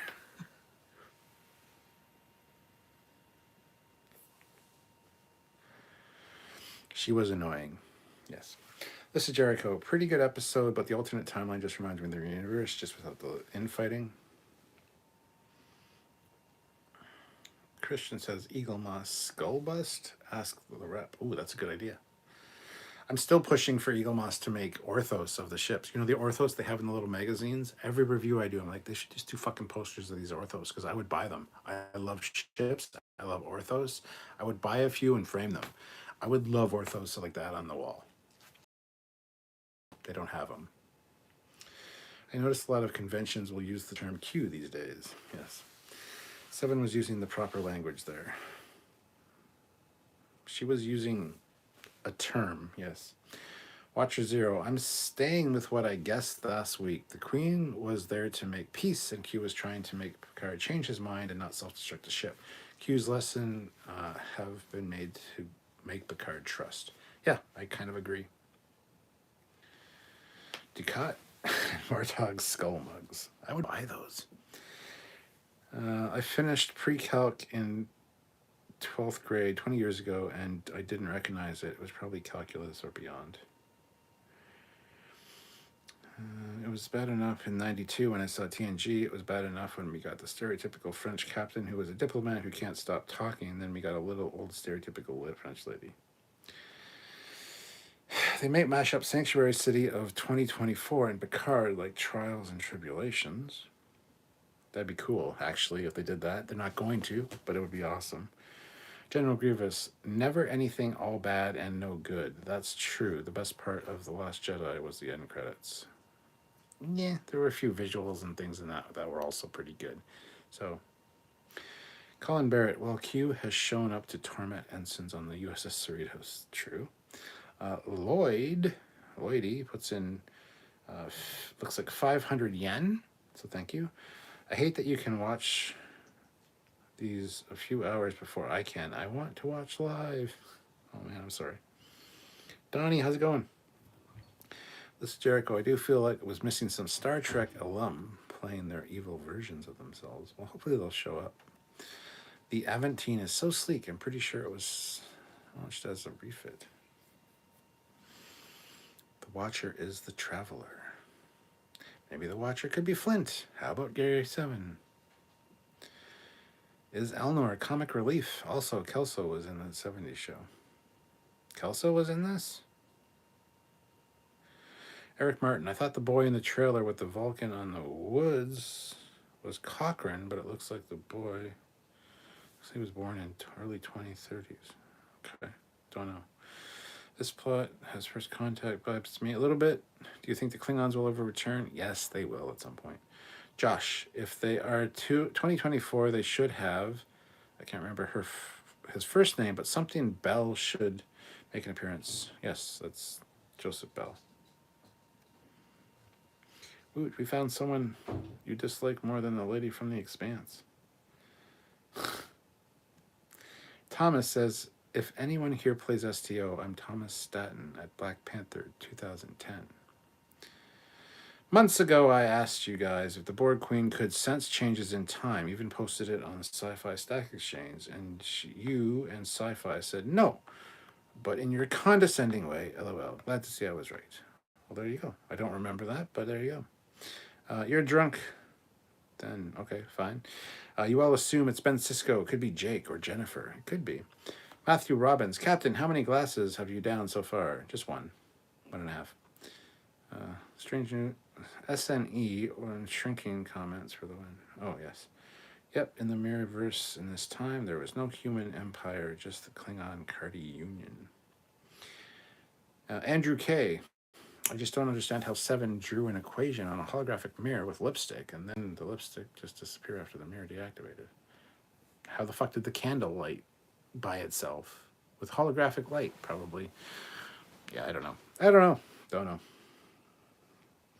It was subtle, but Raffi was embarrassed that Elnor read Picard's biography, but she hadn't. I wouldn't doubt if it takes until the end of season 3 to know who that Borg Queen was. Make Stuart drink enough to take his shirt off. That's not going to happen.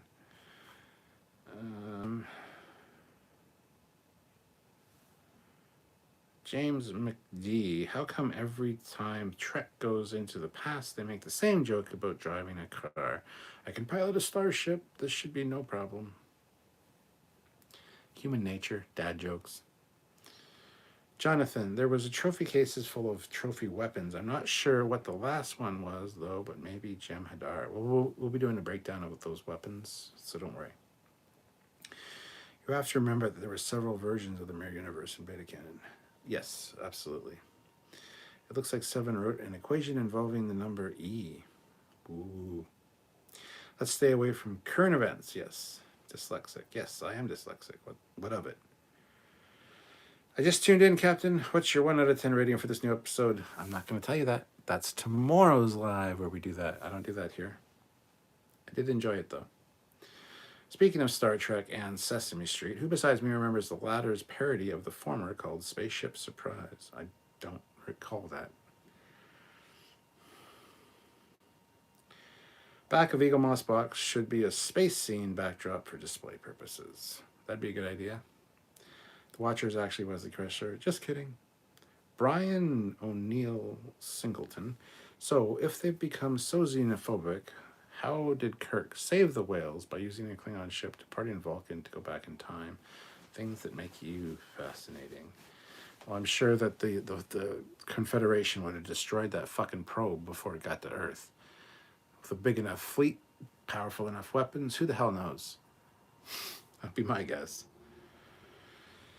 If Klingons do return, it needs to be real Klingons. I think the Martok skull looked like a real Klingon. It did. War God 6, so glad you like to keep real-life politics out of this channel. This is our place to escape from real-world issues, especially right now. The Protestant War, yes. Thomas Staten, Michelle Forbes plays a raging B-word in the New Amsterdam, and Will Wheaton is in SWAT. Okay. I don't know who Michelle Forbes is. Name sounds familiar, but...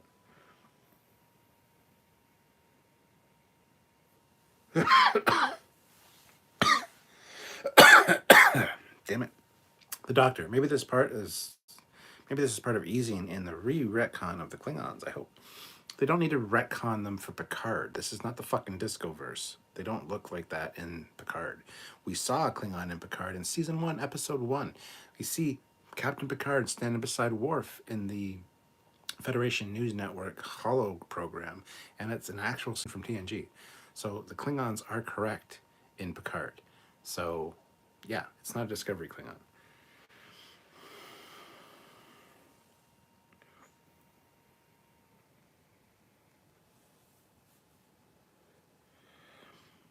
What the hell happened to this chat? Hold on. He drinks 2.5. Super Captain Foley. Colin Barrett says, am I the only one who liked the evil gray version of the new Starfleet uniforms? No, I thought they were fucking great. I loved them. Annika's husband was played by the father of the character who plays Soji. Cool. Daniel's Hot Topics. Do you think Discovery and Picard will ever cross over? No. John McHugh. Wasn't there a Klingon in the background at Starfleet in episode 1? No, but Worf was there in the Federation News Network program. The Doctor. No, they are cool. I wouldn't mind making that one, or the proper 2501 ones. Listen, Jericho, could the Watcher be that relativity captain? He did appear in the trailer. Yes, that's what I'm hoping. That's what I thought. Yes. Everybody's saying Guinan, but I think it's him. I hope it's him. That'd be perfect casting. Like, yes, use the actor he originally used. I know Star Trek has a knack for reusing actors for different roles, but please, for the love of God, just make it the same character. Have him be a relativity agent. Peter says, glad you didn't end up doing the Enterprise D hero build, watching other builders, and they are having a nightmare of a time building. Yeah, I've noticed that myself. So I'm happy. James McD, it's been pointed out recently that they stole a ship from Doc Brown to time travel. Michelle Forbes is Ro Laren. Oh, I absolutely hate Ro Laren. She plays a bitch in everything. Fart Muffin says, I was happy to see they didn't give Martog a giant Discovery Klingon head. Yes. Ruben Loza says, evil Wesley Crusher would be a funny character. The name Michelle Forbes, who portrayed Lieutenant Ro in Next Gen. Yeah, I hate Ro Laren with a passion. I hate her character so much. I also dislike the actress as a result. I know she's in Battlestar Galactica. I understand this, but I don't like her. If the Confederation can kill the Borg in the Delta, they can kill a big cylinder. It's a good point. What about Spot 20-something? Huh? What? Hey, Cap, just dropping in. Enjoyed the episode. Picard Season 2 is off to a strong start. Amen, M. Stark. I agree. Those uniforms you have mentioned are the kick butt ones. Admiral Saval says, wasn't the whale probe supposed to be made of solid neutronium? I don't give a flying fuck what it was made of. Still has a weakness, that ball that comes out. That's a hole, man. You hit that with something. I know everything that gets close to it, that the ship's power down, but it could be that's only while it was approaching Earth.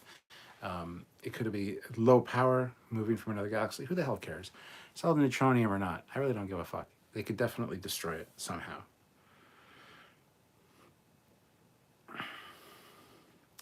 Didn't see that pick up a card with Worf. I guess I'm missing a lot of Easter eggs. Yeah, it's like right early in season 1, episode 1. In Discovery, the language master, Dr. Haradi, is pretty hot, don't you admit? Dr. Haradi. Oh, I don't think he's hot at all, because, I mean, he's a fine enough looking gentleman. I just love the fact that he's always eating. He always has a fucking charcuterie board. In this last, I noticed that he always ate in the other episodes, and I made a point of saying that in our reviews. But this one, he's got a fucking charcuterie board wherever he goes, except for in the shuttle bay. Charcuterie board. He's got grapes, he's got olives, he's got cheese, he's got crackers, he's got meat. I love this guy. He's always like popping something into his mouth. I think that's cool. I don't think he's hot though. Jonathan, I think I liked the first episode better than this one. This episode ended too abruptly. I liked it differently, but the same, because it was good. Michelle Forbes was Ro, and Admiral Kane in Battlestar Pegasus. Anyone here Picard's dig at Janeway's drink of choice? Yes. This is this layer of hell that Dante ignores. I think that Kovic had to go deal with what is going on, end up having to do something with the season of Picard. Be interesting, but I doubt it. I get the impression Picard doesn't know about the Guardian. Shannon Bailey, someone did mention the Klingon skull had a wide flaring nose like in Discovery. I didn't notice, hope not. Worf even had a bit of a flare in his nose. If you look at his makeup, it's perfectly fine for his skull to have that.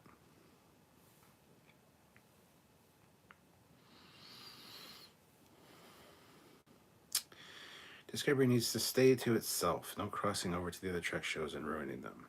The animated cat was named Spot 77 or something dumb like that. Didn't notice that, so perhaps the Confederation hates other species, but totally into whale conversation.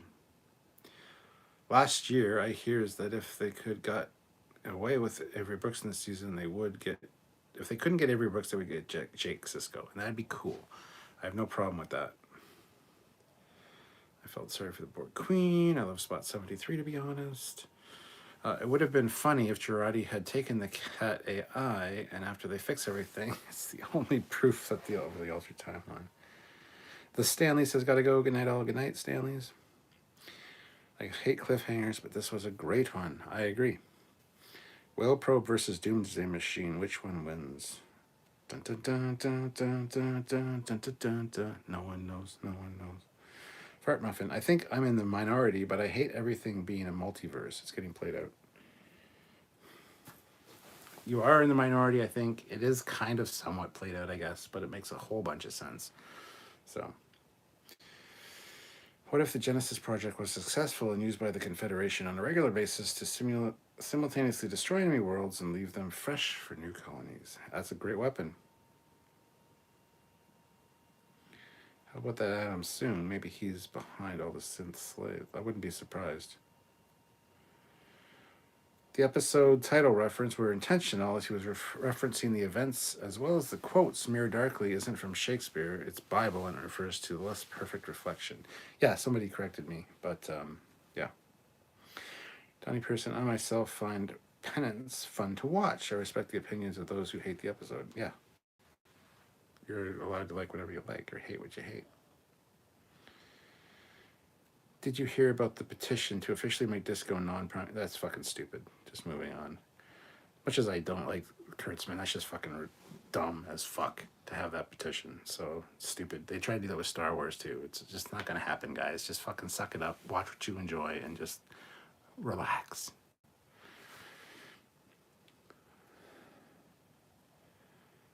I don't really give a fuck about the cat. Everybody's talking about this fucking cat. I don't care.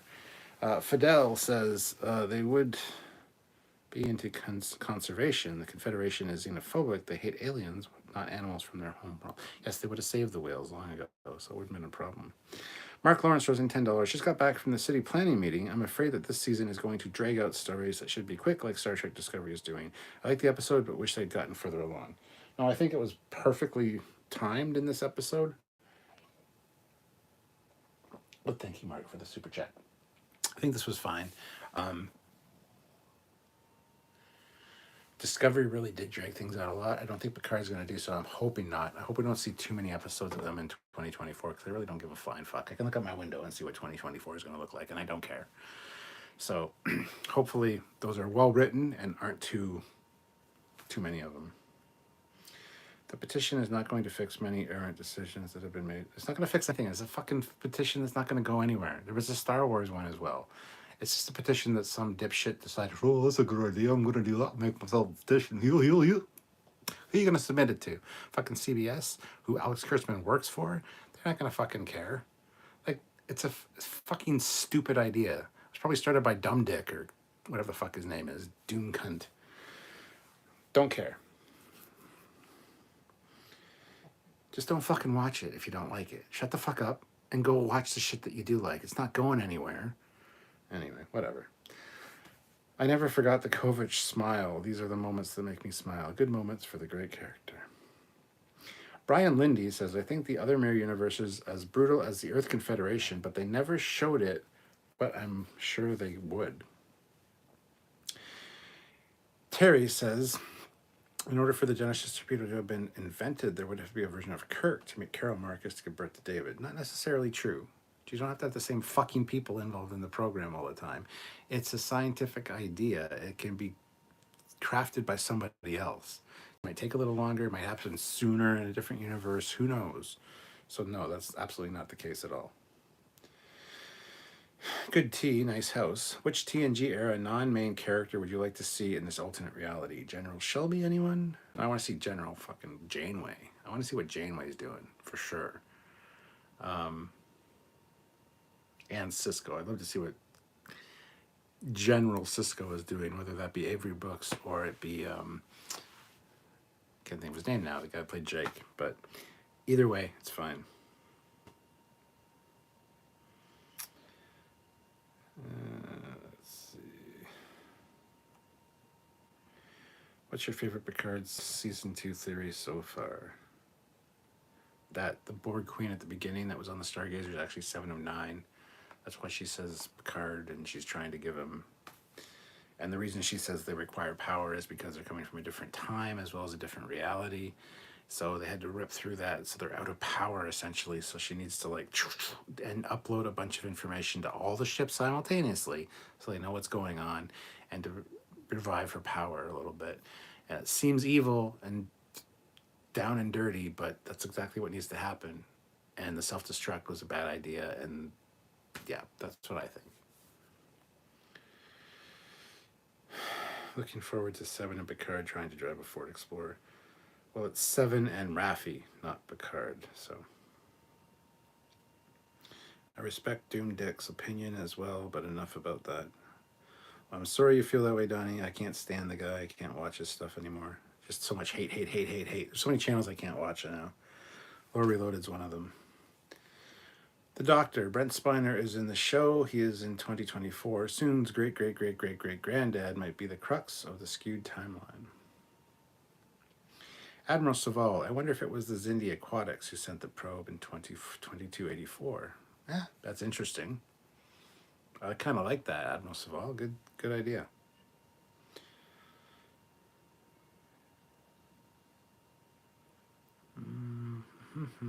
Let's see. Soon is going to fix Q. I'd love to see Sarah Clofton. There we go. Sarah Clofton. There you go. That's him. Object says, it would be interesting if the 21st century Q changed the future and Khan became the ruler of the world, but probably none of it will come back. Eric Martin says, I'm listening to you, Cap, and looking through the Canadian Tire Flyer. So relaxing. Oh, the Canadian Tire Flyer. Yes. Tajish Patel says, wait a second, I just had a thought. That Borg ship is the last remaining Borg survivors from this evil alternate timeline. Could be. Are the Vulcans from Carbon Creek still on Earth in 2024? I can't remember if they ended up leaving. I think they are still on Earth, so yes. Matthew Robbins said, someone on the Stargazer bridge stated that the Borg Queen was only using stun blasts. Yes, that was 7. She said she's only stunning them.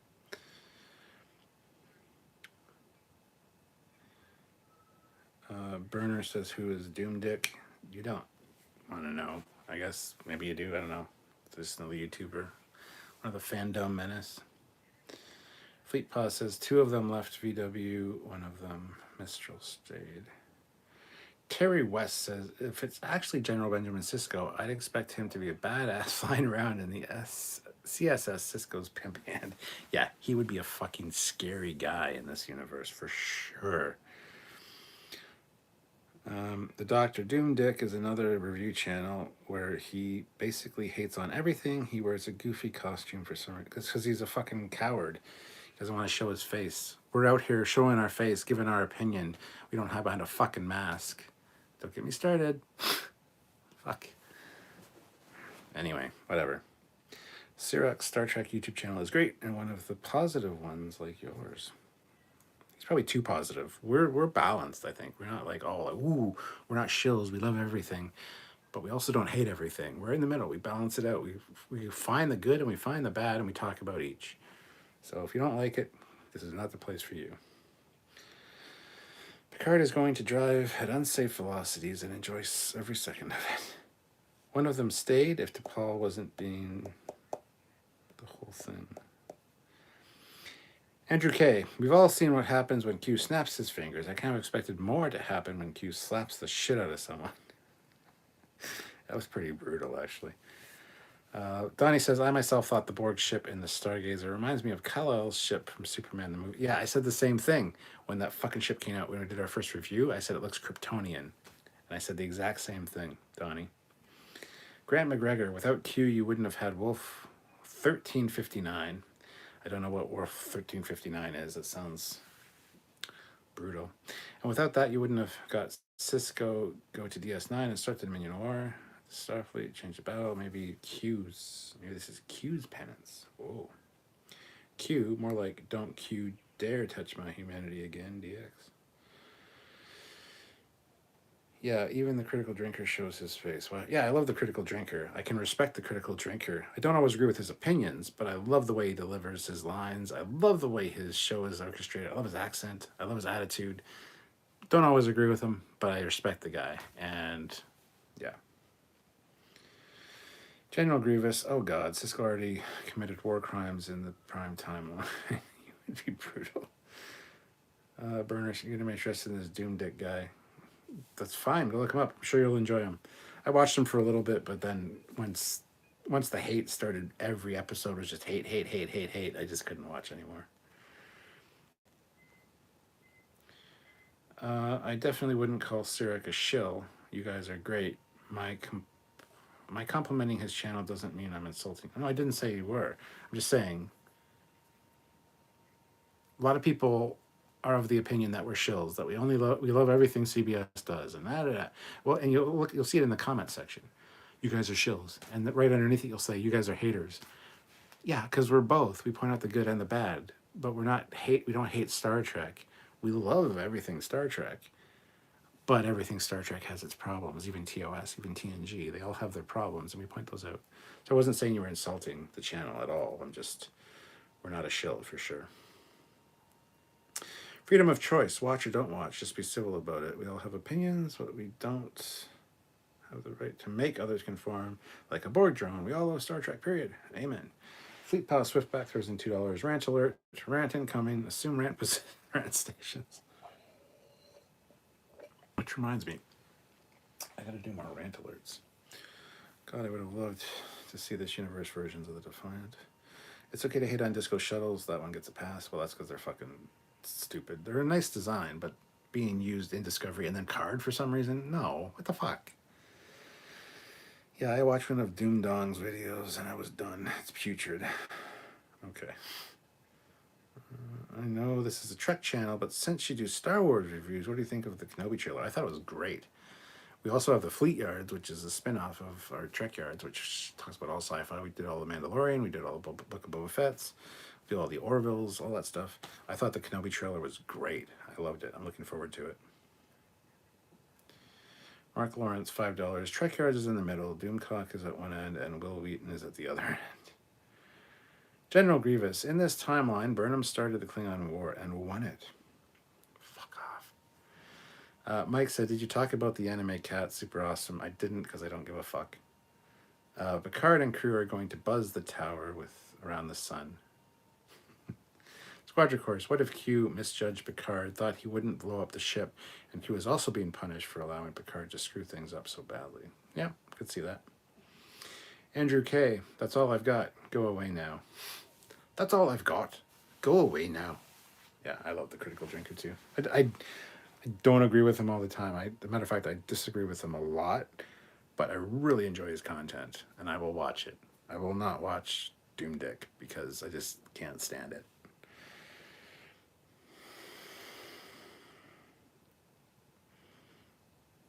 Doomcock is the Tuvix actor under the mask. He's still pissed about Janeway. Yay for more rant alerts. Yeah, Ramona, I need to do some more, but we'll see.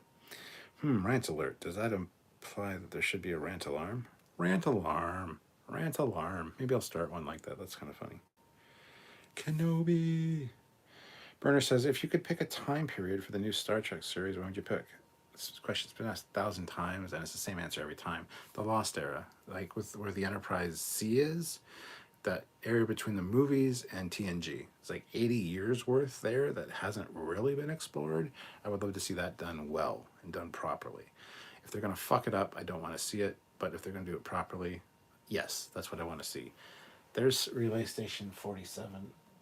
And I just did a review of the Eagle Moss Relay Station 47, which is a cool little model. So that's on both the Trekyards channel and the Captain Foley personal channel if you haven't seen it. So go check it out. It's a cool little model and a cool station. I wonder if Harry Kim is still an ensign in this universe too. That's funny. The disco shows in Picard season 1 were Cuban Ubers. So that's okay.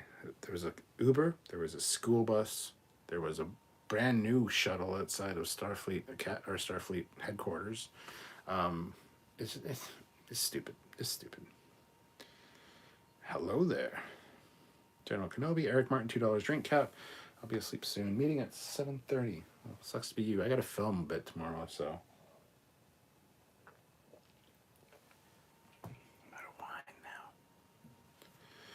I'm looking forward to Obi-Wan Kenobi on Disney Plus, to be honest, says Donnie. Daniel Giver says, I better have a cameo in this series. Donnie says, speaking of Disney Plus, under 3.25 hours more till they debut Disney Pixar's Turning Red. The Doctor, oh sweet, I love your Elcars. Well, thank you. Or God 6, maybe like how in 2022 we still drove around in a 79 Camaro, is why we still see disco shuttles in Picard. It's a classic. Oh, just a shuttle. So just upgrade it. Okay, that's a fucking stupid thing because it didn't exist until Discovery, which is pre-TOS. And then, you know, through TOS we didn't see one. Through the movies we didn't see one. Through TNG we didn't see one. Through Voyager we didn't see one. Through DS9 we didn't see one. Oh, but then guess what? In Picard, there they are again. You know why? Because the same fucking creators. And I realized that the Discovery Shuttle wasn't invented for these things. It shouldn't be fucking around. And it shouldn't be in Picard. So, no. It's a stupid fucking analogy. I do 79 Camaro because it's a classic. And that's not how things work. Sorry, but it never existed in the first fucking place because Discovery is not prime timeline. It's its own thing. It's the Discovery verse. It shouldn't exist in Picard at all. So moving on now.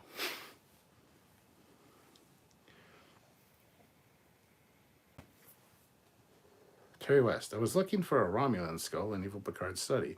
An Admiral Tomahawk skull would have been awesome. I agree. Destiny Captain, the ridges on Martok's skull don't match the ridges in DS9 makeup at all. Oh my god. That's because the Klingon skull ridges probably have cartilage on top of them as well, which would have bulked them out a bit. So the skull would have ridges, but then again, there would also be cartilage on top of that. So I have no problem with that. That's a small little thing. Does Eagle Moss do a Lochnar class? No, they don't. Fidel Sukako, given the Confederation have conquered the Romulans, shouldn't they be putting cloaking devices on their ships? The thought of the Picard-era Starfleet with 6 times the weapons on all of them cloaked is wonderful. Don't forget, time change this weekend, says Ozzy. Everyone should know. Quadricorus, I think they put disco shuttles in as a joke. That's a funny joke. One of them would have been fine. The fucking taxi. Maybe the school bus. But to have one outside Starfleet Command, and there were a few others ones that we saw as well during Picard, it was too fucking blatant and too stupid. So, no.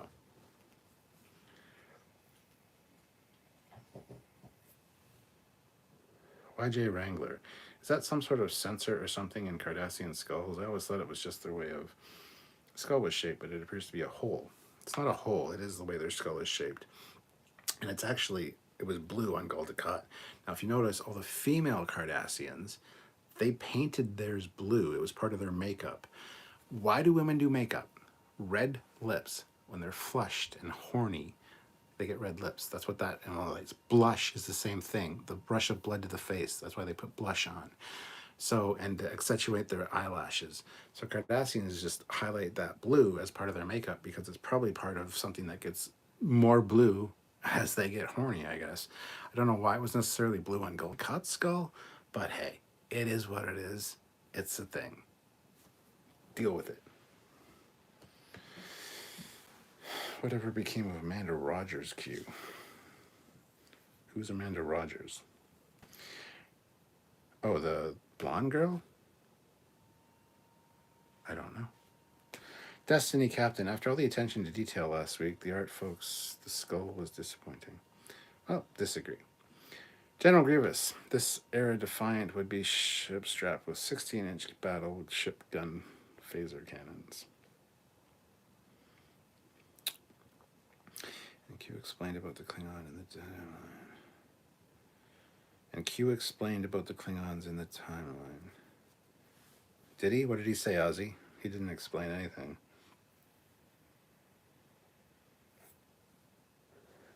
Squadron Core says, I meant the disco shuttle that picked him up in Picard Season 2. Yes, that was a joke. That was an in-joke for sure. I guarantee you. I fucking tagged David Blass in that on Twitter, and every Tom, Dick, and asshole is like, actually, it makes sense for them to be using them because they had them in Discovery. It's like, no, fuck. Dave Blass, just fucking answer me. We've talked to him behind the scenes. I wish he would just answer it. He didn't answer the fucking tweet, and it pisses me off because every dumbass is commenting, going, "It makes sense. It's fine that it's there. It's and then or some guy's like, "It's not a Discovery shuttle." It was though. I had video proof. I fucking zoomed in on it. I put that on Twitter. He's like, "Oh, okay. Well, that doesn't make much sense, but still." It's like, you fucking dumbass. Just shut the fuck up and sit the fuck down and let the experts talk. Fuck off. The one that arrives at Stargazer, obviously, is a new Type 11. Or a Type whatever. But it's not a Discovery shuttle. The one that lands at Picard's villa, or vineyard, in the first episode is totally a fucking Discovery shuttle. But it's at night, it's dark, and it's way far in the distance. So when you zoom in, it's grainy as fuck. But you know what? It's a Discovery shuttle. 100%.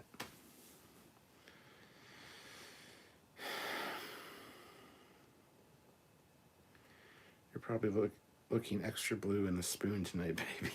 You're looking extra blue in the spoon tonight, baby. I like that.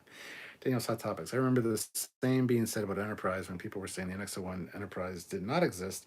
There was no Enterprise in the 22nd century. Pike's Cap Enterprise was the first Enterprise. Well, yes, it's 100% true. There was no fucking NX-01. That's why Enterprise is not the prime timeline. It's fucking simple. It was never shown in the motion picture when there was the Wall of Enterprises. It wasn't on the Enterprise D, the Wall of Enterprises. Well, actually, it's because the Federation didn't exist yet. Sorry, but if you're naming a ship Enterprise and the very first ship that got launched to go outside of the galaxy, or outside the universe, Jesus Christ, outside of the solar system with Warp 5, commanded by Captain Archer, it's a pretty important fucking ship. You're going to continue that legacy of Enterprise, and you're going to include that in a mural on your briefing room wall that has a fucking cutter ship, which, guess what? There was no Federation. Aircraft carrier, guess what? There was no Federation. A fucking shuttlecraft, the Enterprise shuttle, guess what? No fucking Federation. So the argument, actually, there was no Federation at the time. That's why the NX-01 isn't on the wall. No, it's because it never fucking existed. That's one of the problems I had with Enterprise. It broke a lot of canon, and it created a lot of problems. I don't have much of a problem with it now because it is its own thing. It is a result of, if you want to believe it's the result of what happened after the events of First Contact, fine, because they do find the Borg crashed in the Arctic Circle or whatever. Yes, but it's not the prime timeline. Sorry, guys. It's just clearly not. So, actually, shut the fuck up.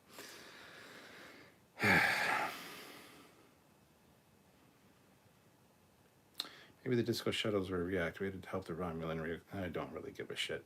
That's a stupid idea, too. They shouldn't exist in the first place. So reactivated is a fucking mute point. There was no disco shuttle at the Wow. Fun will not commence. Yes, there is. Trust us. Ozzy, he explained about Klingon diseases. Yes, a particularly nasty one that wiped out their entire fucking planet. We haven't seen that yet. So that means there's a lot of Klingons that are dead. It didn't explain anything about the Klingons. That's not talking about the the augment virus, which got rid of their ridges. That's not what he was talking about. Something completely different. Andrew K. Now we know why Tilly is short. Had a short part in Discovery Season 4. She was a cloakboard queen. It all makes sense now. Cap, the Bond girl Q is Olivia Diabo, the girl from Conan the Destroyer, true Star Trek babe. Yes, she is, absolutely. Well, I don't know who that other lady was that he mentioned, because it's not the actress that played Kayla. I can't think of her fucking name now, but she played Dr. Saval, or Dr. Saval? Dr. something on the Enterprise D. She played a Vulcan, she played a Klingon, she played an Andorian in Enterprise, and she played the redheaded Q. I can't remember her name. Susie Plaxton, that's it. Susie Plaxton. It was not her so that they were referring to, so I don't know who they mean.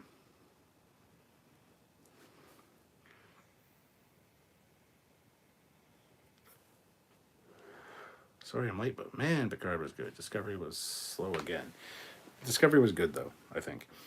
Tejesh Patel, they shouldn't have named it the NX-01 Enterprise. They should have named it NX-01 Bonaventure or like NX-01 Intrepid. Totally agree. Then I would have been much more fine with it. As a cruel joke, we'll make sure that you die and you're buried in a Discovery shuttle-shaped coffin because you love it so much. I agree about Enterprise. They should have gone with Star Trek Discovery. Do you think all the DS9 references mean something? Maybe. Could be. Make it the first Enterprise, NX-01 Enterprise. The altered timeline tech in Enterprise, Disco, and Picard is Janeway's and Braxton's fault. Hey, I wouldn't be surprised. Foley, did you collect of the Art Asylum toys and props? I'm still waiting on the Cobra phaser. They do good work. Yes, I got a lot of them downstairs, and I got a lot of the props as well. Yes, I do have a lot of the Art Asylum stuff. It's weird they spent so much time making Mirror Universe references only to say that it's not actual. I need to rewatch Wonder Years. Yes, she's a hottie. So if Enterprise isn't in the Prime timeline, is it in the Disco timeline? JJ Verse, how do you classify the timelines? Well, we've done lives talking about that. It's not. It could be the JJ Verse, honestly, but it's not the Prime timeline. It's just that simple. So, believe it or not, I really don't give a fuck. It's just a fact. So, deal with it. Wow. Enterprise is canon because it includes the original NX-01 at the very end. There's also the wonderful In a Mirror Darkly episode. I'd call it canon for that. I don't have a problem with the In a Mirror Darkly being, because that's a mirror universe of the NX universe, which is not even, it's its own thing. And yes, the Defiant crossed over, that's fine. But that doesn't mean that the NX-01 in the Enterprise show was the reality it crossed over from. It crossed over from the Prime timeline in Tholian Web. Doesn't mean that it had anything to do with the fucking Enterprise in Enterprise. So I have no problem with that existing. So whatever. And the NX-01 at the end. Oh, the TNG episode with the holodeck program. Yeah, that's fucking brilliant. That's proof positive that it was in the Prime timeline. All that proves to me is that it was a fucking holo novel that Jake Sisko wrote, and it's bad fucking fiction at best.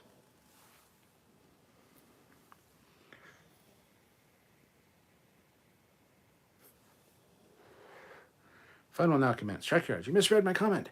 I stated that it was a disco shuttle at the chateau. As in, yes, it was a disco. Okay, good. Because people have fucking argued with me, and I have proof positive that it's a disco shuttle. But no, it's not. So yeah, sorry. I got a little defensive. And I have dyslexia, so sometimes I misread comments. I apologize. I need to rewatch Discovery. Enterprise is definitely Prime Universe canon. Okay, you believe that, Jonathan. Enterprise was great, blows away this new stuff. It's true. It was good. General Grievous, I'm not saying I don't like Enterprise. I like Enterprise just fine. But there's a lot of visual evidence that states it's not fucking Prime Universe. So you believe what you want to believe. I'll believe the truth. General Grievous, $2. I, Captain Foley, declare Enterprise Prime Timeline. 1701. The best part of Mirror Darkly is the Defiant kicking the crap out of the Akira Prize. Scotty references Admiral Archer and his prize dog in the first Kelvin Timeline movie. General, give us $2. Also, I, Captain Foley, love driving my Camaro. Yes, I do. I do. Did the execution scene have serious similarities to the PowerPoint trial? Yes, absolutely it did. Anyway, guys, we're going to call it there. It's been 2 hours. I'm tired. Haven't got a lot of sleep lately. I got a bit of sleep last night because I took a sleeping pill because I needed to fucking get some sleep. I've been irritable, cranky, and in a really dark place for about a week. Not good emotionally, and so I need some sleep. So I hopefully you guys will understand. I will be back tomorrow at 4 p.m. Eastern Standard Time with Samuel to do a full breakdown and review of this episode at 4 p.m. Eastern Standard Time, as I said, and also tomorrow night at 10 o'clock as well, at 10 p.m., because we're going to be talking about Discovery, episode 12, called The Species Tendency is the title. And it's a pretty good episode. I enjoyed it. So, yeah, join me at 4 and at 10 again. We'll be talking more Trek, more cool things, and I'll see you guys later. And then we'll do our full review of that Discovery episode on Monday. So, anyway, guys, thank you so much for watching. Hopefully I haven't pissed anybody off, because I just tell it like it is and how I feel like it is. And if you don't like it, that's too bad. You can either continue watching or not. I really don't give a shit. So, anyway, on that note, have yourselves a good night. Thank you for watching. 109. Oh, wait a minute. Hold the phone. Hold the phone for 5 seconds. We have 197 likes. Can we get 3 more likes to hit 200 likes? 3 people out there, I'm sure, haven't hit like yet. Hit like. Let's get to 200. Then I'll wrap this up and we'll call it quits. Have 198 now. We're only 2 away. 2 likes. Not 202. You guys are awesome. I love you guys. Thank you for watching. I will see you tomorrow. Until then, this is Captain Foley saying dismissed.